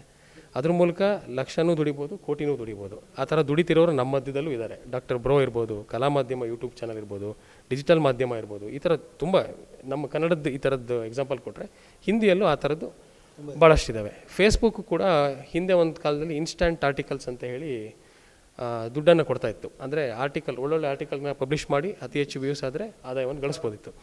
ಅವ್ರ ಮಧ್ಯದಲ್ಲಿ ಆ ವರ್ಷನನ್ನು ನಿಲ್ಲಿಸಿ ಈಗ ಫೇಸ್ಬುಕ್ ಪರ್ಫಾರ್ಮೆನ್ಸ್ ಬೋನಸ್ ಅಂತ ಹೇಳಿ ಒಂದು ಆಪ್ಷನನ್ನು ಕೊಟ್ಟಿದ್ದಾರೆ. ನಾವು ಹಾಕುವಂಥ ಫೋಟೋಗಳಿರ್ಬೋದು, ವೀಡಿಯೋಗಳಿರ್ಬೋದು, ಅದಕ್ಕೆ ಆದಾಯವನ್ನು ಕೊಡುವಂಥದ್ದನ್ನು ಮಾಡ್ತಾಯಿದೆ. ಸೊ ಈ ರೀತಿ ಆದಾಯವನ್ನು ಗಳಿಸೋದಕ್ಕೂ ಕೂಡ ಒಂದು ಅವಕಾಶಗಳಿದೆ. ಇವತ್ತಿನ ಯುವ ಸಮೂಹ ಅದನ್ನು ತುಂಬ ಚೆನ್ನಾಗಿ ಯುಟಿಲೈಸ್ ಮಾಡ್ಕೊಬೋದು. ಹೆಚ್ಚೆಚ್ಚು ಮಾಹಿತಿಯನ್ನು, ಒಳ್ಳೆ ಮಾಹಿತಿಯನ್ನು ಕೊಟ್ಟರೆ ವ್ಯೂವರ್ಸ್ ಖಂಡಿತವಾಗ್ಲೂ ಬಂದೇ ಬರ್ತಾರೆ. ಸೊ ಇದನ್ನು ಬಳಸ್ಕೊಂಡು ಆದಾಯ ಮಾಡ್ಕೊಬೋದು ಅಂತ ಹೇಳ್ತೀನಿ ಸರ್. ಥ್ಯಾಂಕ್ ಯು ಸರ್, ಒಳ್ಳೆ ಮಾಹಿತಿಯನ್ನು ನೀಡಿದ್ದೀರಾ. Thank you. ಮುಂದಿನ ಸ್ಪರ್ಧಿ ವೈಷ್ಣವಿ ಶಿವಮೊಗ್ಗ. ಕನ್ನಡಕ್ಕೆ ತನ್ನದೇ ಆದ ವಿಶೇಷ ಸ್ಥಾನಮಾನ ಇದೆ. ಆದರೆ ಅಂತರ್ಜಾಲದ ಸುಳಿಯಲ್ಲಿ ಕನ್ನಡ ಹೇಗೆ ಸಿಲುಕಿದೆ ಅಂತ ಹೇಳಿದ್ರೆ ವೆಸ್ಟರ್ನೈಸೇಷನ್ ಆಫ್ ಕಂಟೆಂಟ್ ಅಂತ ಹೇಳ್ತೀವಿ. ಅಂದ್ರೆ ಪಾಶ್ಚಾತ್ಯತನಗೊಳಿಸ್ಕೊಂತಾ ಇದೀವಿ ನಮ್ಮ ಕನ್ನಡಿಗರು ನಮ್ಮ ತನವನ್ನ ಅಂತಾನೆ ನಾವು ಹೇಳ್ತಾ ಹೋಗ್ಬೋದು. ಹೇಗಂದ್ರೆ ನಮ್ಮ ಉಡುಗೆ ತೊಡುಗೆಗಳ ಉದಾಹರಣೆನೇ ತಗೋಬಹುದು. ಯಾಕಂತ ಹೇಳಿದ್ರೆ ಅವಾಗ ನಮ್ಮ ಕನ್ನಡಿಗರ ಉಡುಗೆ ತೊಡುಗೆ ಅಂದ್ರೆ ಗೊಬ್ಬೆ ಸೀರೆ ಆಗಿರ್ಬೋದು ಅಥವಾ ಕೊಡಗಿನ ಸೀರೆ, ಈ ತರದ ಸೀರೆಗಳು ನಾವು ಅವಾಗ ಬಹಳ ಯೂಸ್ ಮಾಡ್ತಾ ಇದ್ವಿ. ಆದ್ರೆ ಈಗಿನ ಕಾಲದಲ್ಲಿ ನಾವು ಯೂಸ್ ಮಾಡುವಂತೂ ಜೀನ್ಸ್ ಮತ್ತೆ ಪ್ಯಾಂಟ್, ಈ ತರವಾಗಿ ನಾವು ಪಾಶ್ಚಾತ್ಯಗೊಳ್ತಾ ಇದ್ದೇವೆ. ಇದರಿಂದ ಏನಂದ್ರೆ ನಮ್ಮ ತನ ಎಲ್ಲೋ ನಮ್ಮಿಂದ ದೂರವಾಗ್ತಿದೆ ಅನ್ನೋದು ನಮಗೆ ಕಾಣಿಸ್ತಾ ಹೋಗುತ್ತೆ. ಅಷ್ಟೇ ಅಲ್ಲ, ನಮ್ಮ ತಂದೆ ಯಾವಾಗ್ಲೂ ಹೇಳ್ತಾ ಇದ್ರು, ಅವರು ಡಿಗ್ರಿ ಕಾಲೇಜಿಗೆ ಓದೋ ಸಮಯದಲ್ಲಿ ಅವ್ರಿಗೆ ಯಾವುದೇ ವಿಷಯ ಬೇಕಾಗಿದ್ರು ಅವರು ಲೈಬ್ರರಿಗೆ ಹೋಗಿ ನೋಡ್ತಾ ಇದ್ರಂತೆ. ಲೈಬ್ರರಿಗೆ ಹೋಗಿ ಇದ್ದಾಗ ಅವ್ರಿಗೆ ಆ ವಿಷಯದ ಅಷ್ಟೇ ಅಲ್ಲ, ಬೇರೆ ವಿಷಯನೂ ತುಂಬಾ ತಿಳ್ಕೊಂತಾ ಹೋಗ್ತಾ ಇದ್ರಂತೆ. ಆದ್ರೆ ನಾನು ಈಗಿನ ಕಾಲದಲ್ಲಿ ಆ ತರ ಯೋಚನೆ ಮಾಡಲ್ಲ. ನನಗೆ ಯಾವ ವಿಷಯ ಬೇಕೋ ಆ ವಿಷಯನ ಮಾತ್ರ ನಾನು ಮೊಬೈಲ್ ಅಲ್ಲಿ ಹುಡುಕ್ತೇನೆ. ಆ ವಿಷಯದ ತಕ್ಕಂತೆ ಒಂದಷ್ಟು ಇನ್ಫಾರ್ಮೇಶನ್ ಬರ್ತಾ ಹೋಗುತ್ತೆ ಬಿಟ್ರೆ ಅದ ಬಿಟ್ಟು ಬೇರೆ ಇನ್ಫಾರ್ಮೇಶನ್ಸ್ ನನಗೆ ಗೊತ್ತಾಗ್ತಾ ಹೋಗಲ್ಲ. ಇದರಿಂದ ಎಲ್ಲೋ ನಮ್ಮ ಯುವ ಪೀಳಿಗೆಗಳಲ್ಲಿ ಜ್ಞಾನ ಎಲ್ಲೋ ಒಂದ್ ಕಡೆ ಕಮ್ಮಿ ಆಗ್ತಾ ಹೋಗ್ತಾ ಇದೆ. ಎಷ್ಟೋ ತಿಳ್ಕೊಳ್ಬೇಕಾಗಿರೋ ಗೊತ್ತಾಗ್ತಾ ಹೋಗುತ್ತೆ. ಅಷ್ಟೇ ಅಲ್ಲ, ಈಗಿನ ಕಾಲದಲ್ಲಿ ಕನ್ನಡ ಮಕ್ಕಳಿಗೆ ಏನಂತ ಹೇಳಿದ್ರೆ ಸಣ್ಣ ವಯಸ್ಸಿನಲ್ಲಿ ಮೊಬೈಲ್ ಕೊಡೋದ್ರಿಂದ ಅವ್ರು ಏನ್ ನೋಡ್ತಾರೆ ಅಂದ್ರೆ ಬೇರೆ ಕಂಟ್ರಿಯ ಯಾವ ತರ ಇದಾರೆ ಅಂತ ನೋಡ್ತಾ ಹೋಗ್ತಾರೆ. ಅವ್ರಿಗೆ ಏನ್ ಅನ್ಸುತ್ತೆ ಅಂದ್ರೆ ಈಗ ಪ್ರೆಸೆಂಟ್ ಅಲ್ಲಿ ಇರೋದೇನಂತ ಹೇಳಿದ್ರೆ ಬ್ಯೂಟಿ ಸ್ಟ್ಯಾಂಡರ್ಡ್ಸ್ ಅಂತ ಹೇಳಿದ್ರೆ ಸೌಂದರ್ಯ ಹೇಗಿದೆ ಅಂತ. ನಮ್ಮ ಪ್ರಕಾರ ಸೌಂದರ್ಯವತಿ ಹೇಗಿರ್ತಾಳೆ ಅಂತ ಹೇಳಿದ್ರೆ ಬೆಳ್ಳಗಿರ್ತಾಳೆ, ಅವಳು ಉದ್ದವಾಗಿರ್ತಾಳೆ, ಈ ತರದೆಲ್ಲ ನಾವು ನೋಡಿದ್ದೇವೆ. ಆದ್ರೆ ನಿಜವಾಗಿಯೂ ಹೇಗಿರ್ತಾಳೆ, ನಮ್ಮ ಕನ್ನಡಿಗರು ಹೇಗಿರ್ತಾರೆ ಅನ್ನೋದು ನಮಗೆ ಗೊತ್ತಿರಲ್ಲ. ನಮ್ಮ ಸಂಸ್ಕೃತಿ, ನಮ್ಮ ಸಂಸ್ಕಾರ ಈ ಅಂತರ್ಜಾಲದಿಂದ ಎಲ್ಲೋ ಮುಳುಗಿ ತತ್ತರಿಸಿ ಹೋಗಿದೆ ಅಂತಾನೆ ನಾವು ಹೇಳ್ತಾ ಹೋಗ್ಬೋದು. ಕನ್ನಡ ಮಕ್ಕಳಲ್ಲಿ ಕನ್ನಡ ಎಷ್ಟೋ ದೂರವಾಗಿ ಹೋಗ್ತಾ ಇದೆ. ಕನ್ನಡ ಇನ್ನು ಅಂತರ್ಜಲದ ಸುಳಿಯಲ್ಲಿ ಕನ್ನಡ ಈಗ ಸಿಲುಕಿದೆ. ಇದೆಲ್ಲ ನಮ್ಮೆಲ್ಲರ ಕರ್ತವ್ಯ ಆಗಿದೆ. ಕನ್ನಡವನ್ನ ನಾವು ಮುಂದೆ ಬೆಳೆಸೋದು. ವೆಸ್ಟರ್ನೈಸೇಷನ್ ಎಷ್ಟೇ ಆದ್ರೂ ಸಹ ನಮ್ಮಲ್ಲಿ ನಮ್ಮತನವನ್ನ ನಾವು ಗುರುತಿಸ್ಕೊಂಡಿರ್ಬೇಕು. ಹಾಗಾಗಿ ಕನ್ನಡ ಮುಂದೆ ನಡ್ಕೊಂಡು ಹೋಗುತ್ತೆ. ಕನ್ನಡವನ್ನ ನಾವು ಗೆಲ್ಲಿಸ್ಬೇಕು. ನಮ್ಮ ಭಾಷೆ ನಮ್ಮಲ್ಲಿದೆ. ನಮ್ಮ ಬಣ್ಣ ನಮ್ಮ ಭಾಷೆ ಆಗಿರ್ಬೇಕು ಅಂತ ಹೇಳ್ತಾ ಕಾಣ್ತೀವಿ. ಕನ್ನಡದ ಮೇಲೆ ಪಾಶ್ಚಿಮಿ ಏನು ಒಂದು ವೆಸ್ಟರ್ನೈಸೇಷನ್ ಎಷ್ಟು ಪರಿಣಾಮ ಬೀರಿದೆ ಅನ್ನುವಂತಹದ್ದನ್ನ ನೀವು ಹೇಳಿದ್ರಿ. ನಿಮ್ಮ ಮಾತುಗಳ ಬಗ್ಗೆ ತೀರ್ಪುಗಾರರು ಏನ್ ಹೇಳ್ತಾರೆ ಅಂತ ಕೇಳೋಣ. ಹಾಗೇನೆ ಸಾಸ್ವೆಹಳ್ಳಿ ಸತೀಶ್ ಸರ್, ನಿಮಗೊಂದು ಪ್ರಶ್ನೆ. ಈಗ ಇವರು ಹೇಳಿದ್ರು ಒಂದು ವೆಸ್ಟರ್ನೈಸೇಷನ್ ನಮ್ಮ ಇಂಡಿಯಾದ ಕಲ್ಚರ್ ಮೇಲೆ ಬಹಳ ಪರಿಣಾಮ ಬೀರ್ತಾ ಇದೆ ಅಂತ ಹೇಳಿ. ಆದ್ರೆ ಇತ್ತೀಚಿನ ದಿನಗಳಲ್ಲಿ ಫಾರಿನ್ ಕಂಟ್ರೀಸ್ ನಲ್ಲೂ ಕೂಡ ನಾವು ನೋಡಬಹುದು, ಮಹಿಳೆಯರು ಸೀರೆಯನ್ನ ಉಡ್ತಾ ಇದ್ದಾರೆ, ಪುರುಷರು ಲುಂಗಿಯನ್ನ ಉಟ್ಟು ಭಜನೆಯನ್ನ ಮಾಡೋದು, ಅದರ ಜೊತೆಗೆ ರುದ್ರ ಪಠಣಗಳಾಗಿರಬಹುದು, ಕೃಷ್ಣನ ಪಠಣಗಳಾಗಿರ್ಬಹುದು ಮಾಡ್ತಾ ಇದ್ದಾರೆ. ಇದ್ರ ಬಗ್ಗೆ ಏನ್ ಹೇಳ್ತೀರಾ? ಕೇವಲ ವೆಸ್ಟರ್ನೈಸೇಷನ್ ನಾವ್ ಅಡಿಕ್ಟ್ ಆಗಿಲ್ಲ, ವೆಸ್ಟರ್ನ್ ಕಂಟ್ರೀಸ್ ಕೂಡ ನಮ್ಮ ಇಂಡಿಯಾದ ಒಂದು ಕಲ್ಚರ್ಗೆ ಅಡಿಕ್ಟ್ ಆಗ್ತಾ ಇದಾರೆ ಅಂತ ಹೇಳ್ಬೋದಲ್ವಾ? ಅಲ್ಲ, ಅದು ಹೌದು. ಹೆಂಗೆ ಅಂದರೆ ನಾವು ಯಾವುದು ಇರಲ್ಲ ಅದರ ಕಡೆಗೆ ಹೋಗೋದು ಜಾಸ್ತಿ. ಮತ್ತು ನಮ್ಮದು ಅಂತಕ್ಕಂಥದ್ದು ಇದೆಯಲ್ಲ, ಅದು ಬಳಸಿ ನಮಗೆ ಸಾಕಾಗಿ ಹೊಸದನ್ನು ಬೇರೆ ಥರದ್ದನ್ನು ನೋಡ್ತೀವಿ. ಅದು ವೆಸ್ಟರ್ನೈಸೇಷನ್ ಅಂತ ಆಗಿರೋದು ಇವತ್ತಿಂದ ಏನಾಗಿಲ್ಲ, ಅದು ಬಹಳ ಕಾಲದಿಂದನೂ ಆಗಿದೆ. ಆಮೇಲೆ ಪುರಾಣ ಕಾಲದಿಂದನೂ ಆಗಿದೆ. ನಿಮಗೆ ಸುಮ್ಮನೆ ಒಂದು ಉದಾಹರಣೆ ಕೊಡ್ತೀನಿ. ನೀವು ನಮ್ಮ ದೇಗುಲಗಳಲ್ಲಿ ಶಿಲ್ಪಗಳೇನಿದ್ದಾವೆ ಅದರಲ್ಲಿ ನೀವು ಒಂದು ಅಧ್ಯಯನ ಮಾಡಿದರೆ, ನೀವು ಇವತ್ತೇನು ಹೆಣ್ಮಕ್ಳು ಮಾಡ್ರನೈಸ್ ಅಂತಾರೆ, ಗಂಡು ಮಕ್ಕಳು ಮಾಡ್ರನೈಸ್ ವೆಸ್ಟರ್ನ್ ಕಾಸ್ಟ್ಯೂಮ್ ಹಂಗೆ ಅಂತಾರೆ. ಇವತ್ತು ನೀವೇನೇನು ಕಾಸ್ಟ್ಯೂಮ್ಗಳನ್ನು ಹಾಕಿದರೆ ಅದರೆಲ್ಲದರ ಚಿತ್ರಣ ನೀವು ಆ ದೇಗುಲಗಳಲ್ಲಿ ನೋಡ್ಬೋದು. ನೀವು ಉಪಯೋಗಿಸುವ ಮೇಕಪ್ಪಿಂದ ಹಿಡಿದು ಕನ್ನಡಿಯಿಂದ ಹಿಡಿದು ಎಲ್ಲವೂ ಕೂಡ ಎಲ್ಲ ದೇವಸ್ಥಾನದ ಶಿಲ್ಪಗಳಲ್ಲಿ ಕಂಡು ಬಂದಿದ್ದಾವೆ. ಹಾಗಾಗಿ ಭಾರತ ದೇಶದವ್ರು ಮಾತ್ರ ವೆಸ್ಟರ್ನೈಸ್ ಆಗಿಲ್ಲ, ಬೇರೆ ಎಲ್ಲ ಪ್ರಪಂಚದ ಎಲ್ಲ ದೇಶಗಳು ಬೇರೆ ಬೇರೆ ದೇಶದಲ್ಲಿರುವುದನ್ನು ಉಪಯೋಗಿಸ್ತವೆ. ನಾವೇನು ಅನ್ಕೊಂತೀವಿ ನಮ್ಮ ಕಲ್ಚರ್ ಭಾಳ ಗ್ರೇಟು, ಅವ್ರು ಉಪಯೋಗಿಸ್ತಾ ಇದ್ದಾರೆ ನಾವು ಬಿಡ್ತಿದ್ದೀವಿ ಅಂತ. ಹಾಗಲ್ಲ, ಅವರು ಹಾಗೆ ಮಾತಾಡ್ತಾರೆ, ನಮ್ಮದು ಭಾಳ ಶ್ರೇಷ್ಠವಾದದ್ದು, ನಮ್ಮದನ್ನು ಬಿಟ್ಟು ಅದನ್ನು ಉಪಯೋಗಿಸ್ತಾ ಇದ್ದೀರಿ ಅಂತ. ಆದರೆ ಬದಲಾವಣೆ ಅಂತಕ್ಕಂಥದ್ದು ಮತ್ತು ಇನ್ನೊಂದರ ಮೇಲೆ ಅಟ್ರ್ಯಾಕ್ಷನ್ ಆಗುವಂಥದ್ದು ಇದೆಯಲ್ಲ, ಅದು ಎಲ್ಲ ಕಾಲಕ್ಕೂ ನಡ್ಕೊಂಬಂದಿದೆ. ಹಂಗಾಗಿ ಅದನ್ನು ಕಾಲಕ್ಕೆ ತಕ್ಕಂಥ ಬದಲಾವಣೆ ಅಂತ ಅನ್ಕೋಬೇಕು, ಬಿಟ್ಟರೆ ಅದನ್ನು ಏನೋ ಒಂದು ಅಪಾಯ ಆಗ್ಬಿಟ್ಟಿದೆ ಅದನ್ನು ಅಂತಕ್ಕಂಥದ್ದು ಅಷ್ಟು ಸೂಕ್ತ ಅಲ್ಲ ಅಂತ ನನಗನ್ಸುತ್ತೆ. Thank you sir. Thank you Vaishnavi.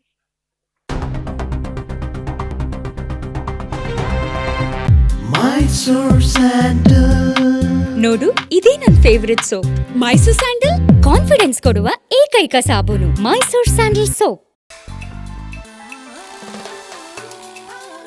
ಕಾಂತಿಯುಕ್ತವಾದ ತ್ವಚೆಯ ಭರವಸೆ ಮೈಸೂರ್ ಸ್ಯಾಡಲ್ ಗೋಲ್ಡ್. ನಿಮ್ಮೊಳಗಿನ ದೈವತ್ವವನ್ನು ಹೊರಹೊಮ್ಮಿಸಿ. ಅಂತರ್ಜಾಲ ಇಲ್ಲದೆ ನಮ್ಮ ಮುಂದಿನ ಬದುಕು ಇಲ್ಲ ಅನ್ನೋ ಹಾಗಾಗಿದೆ. ಆ ಸುಳಿಯಲ್ಲಿ ನಾವು ಸಿಲುಕಿದೀವಿ. ಅದನ್ನ ಪಾಸಿಟಿವ್ ಆಗಿ ಪರಿವರ್ತನೆ ಮಾಡ್ಕೊಳ್ಳೋದೊಂದೇ ನಮ್ಮ ಮುಂದಿನ ದಾರಿ.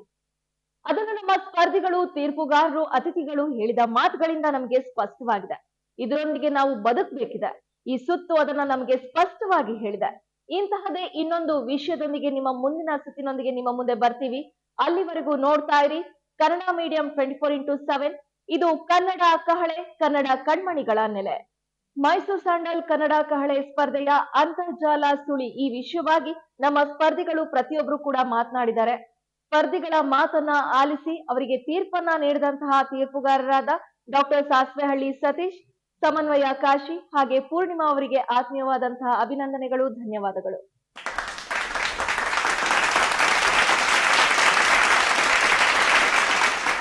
ಈ ಸುತ್ತಿನ ಅತಿಥಿಯಾಗಿ ಆಗಮಿಸಿದಂತಹ ಡಿಜಿಟಲ್ ಮಾಧ್ಯಮದ ಪತ್ರಕರ್ತರು ಆಗಿರುವಂತಹ ನಿತಿನ್ ಕೈದೊಟ್ಲು, ಇವರಿಗೂ ಕೂಡ ಧನ್ಯವಾದಗಳು.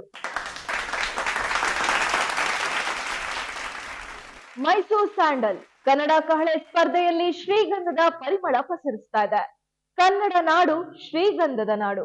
ಈ ಶ್ರೀಗಂಧದ ನಾಡಿನ ಹೆಗ್ಗುರುತು ಮೈಸೂರ್ ಸ್ಯಾಂಡಲ್. ನಮ್ಮ ಭಾರತ ದೇಶದ ಪರಿಮಳದ ರಾಯಭಾರಿ Mysore sandal soap. Mysore sandal ಕೇವಲ ಸೋಪ್ ಮಾತ್ರ ಅಲ್ಲ, ಇದು ನಮ್ಮೆಲ್ಲರ ಬದುಕಿನ ಅಂಗ. ಮೈಸೂರ್ ಸ್ಯಾಂಡಲ್ ಸಂಸ್ಥೆ ಸೋಪ್ ಮಾತ್ರ ಅಲ್ಲ, perfume, hand wash, beauty product, face wash ಜೊತೆಗೆ ಅಗರಬತ್ತಿಯನ್ನ ಕೂಡ ತಯಾರಿಸ್ತಾ ಇದೆ.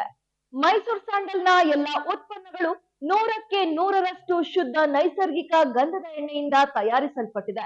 ಮೈಸೂರ್ ಸ್ಯಾಂಡಲ್ ಸೋಪ್ ತ್ವಚೆಗೆ ಕೋಮಲತೆ ನೀಡುತ್ತೆ, ಸ್ಕಿನ್ ನ ಇರಿಟೇಷನ್ ದೂರವಾಗಿಸುತ್ತದೆ.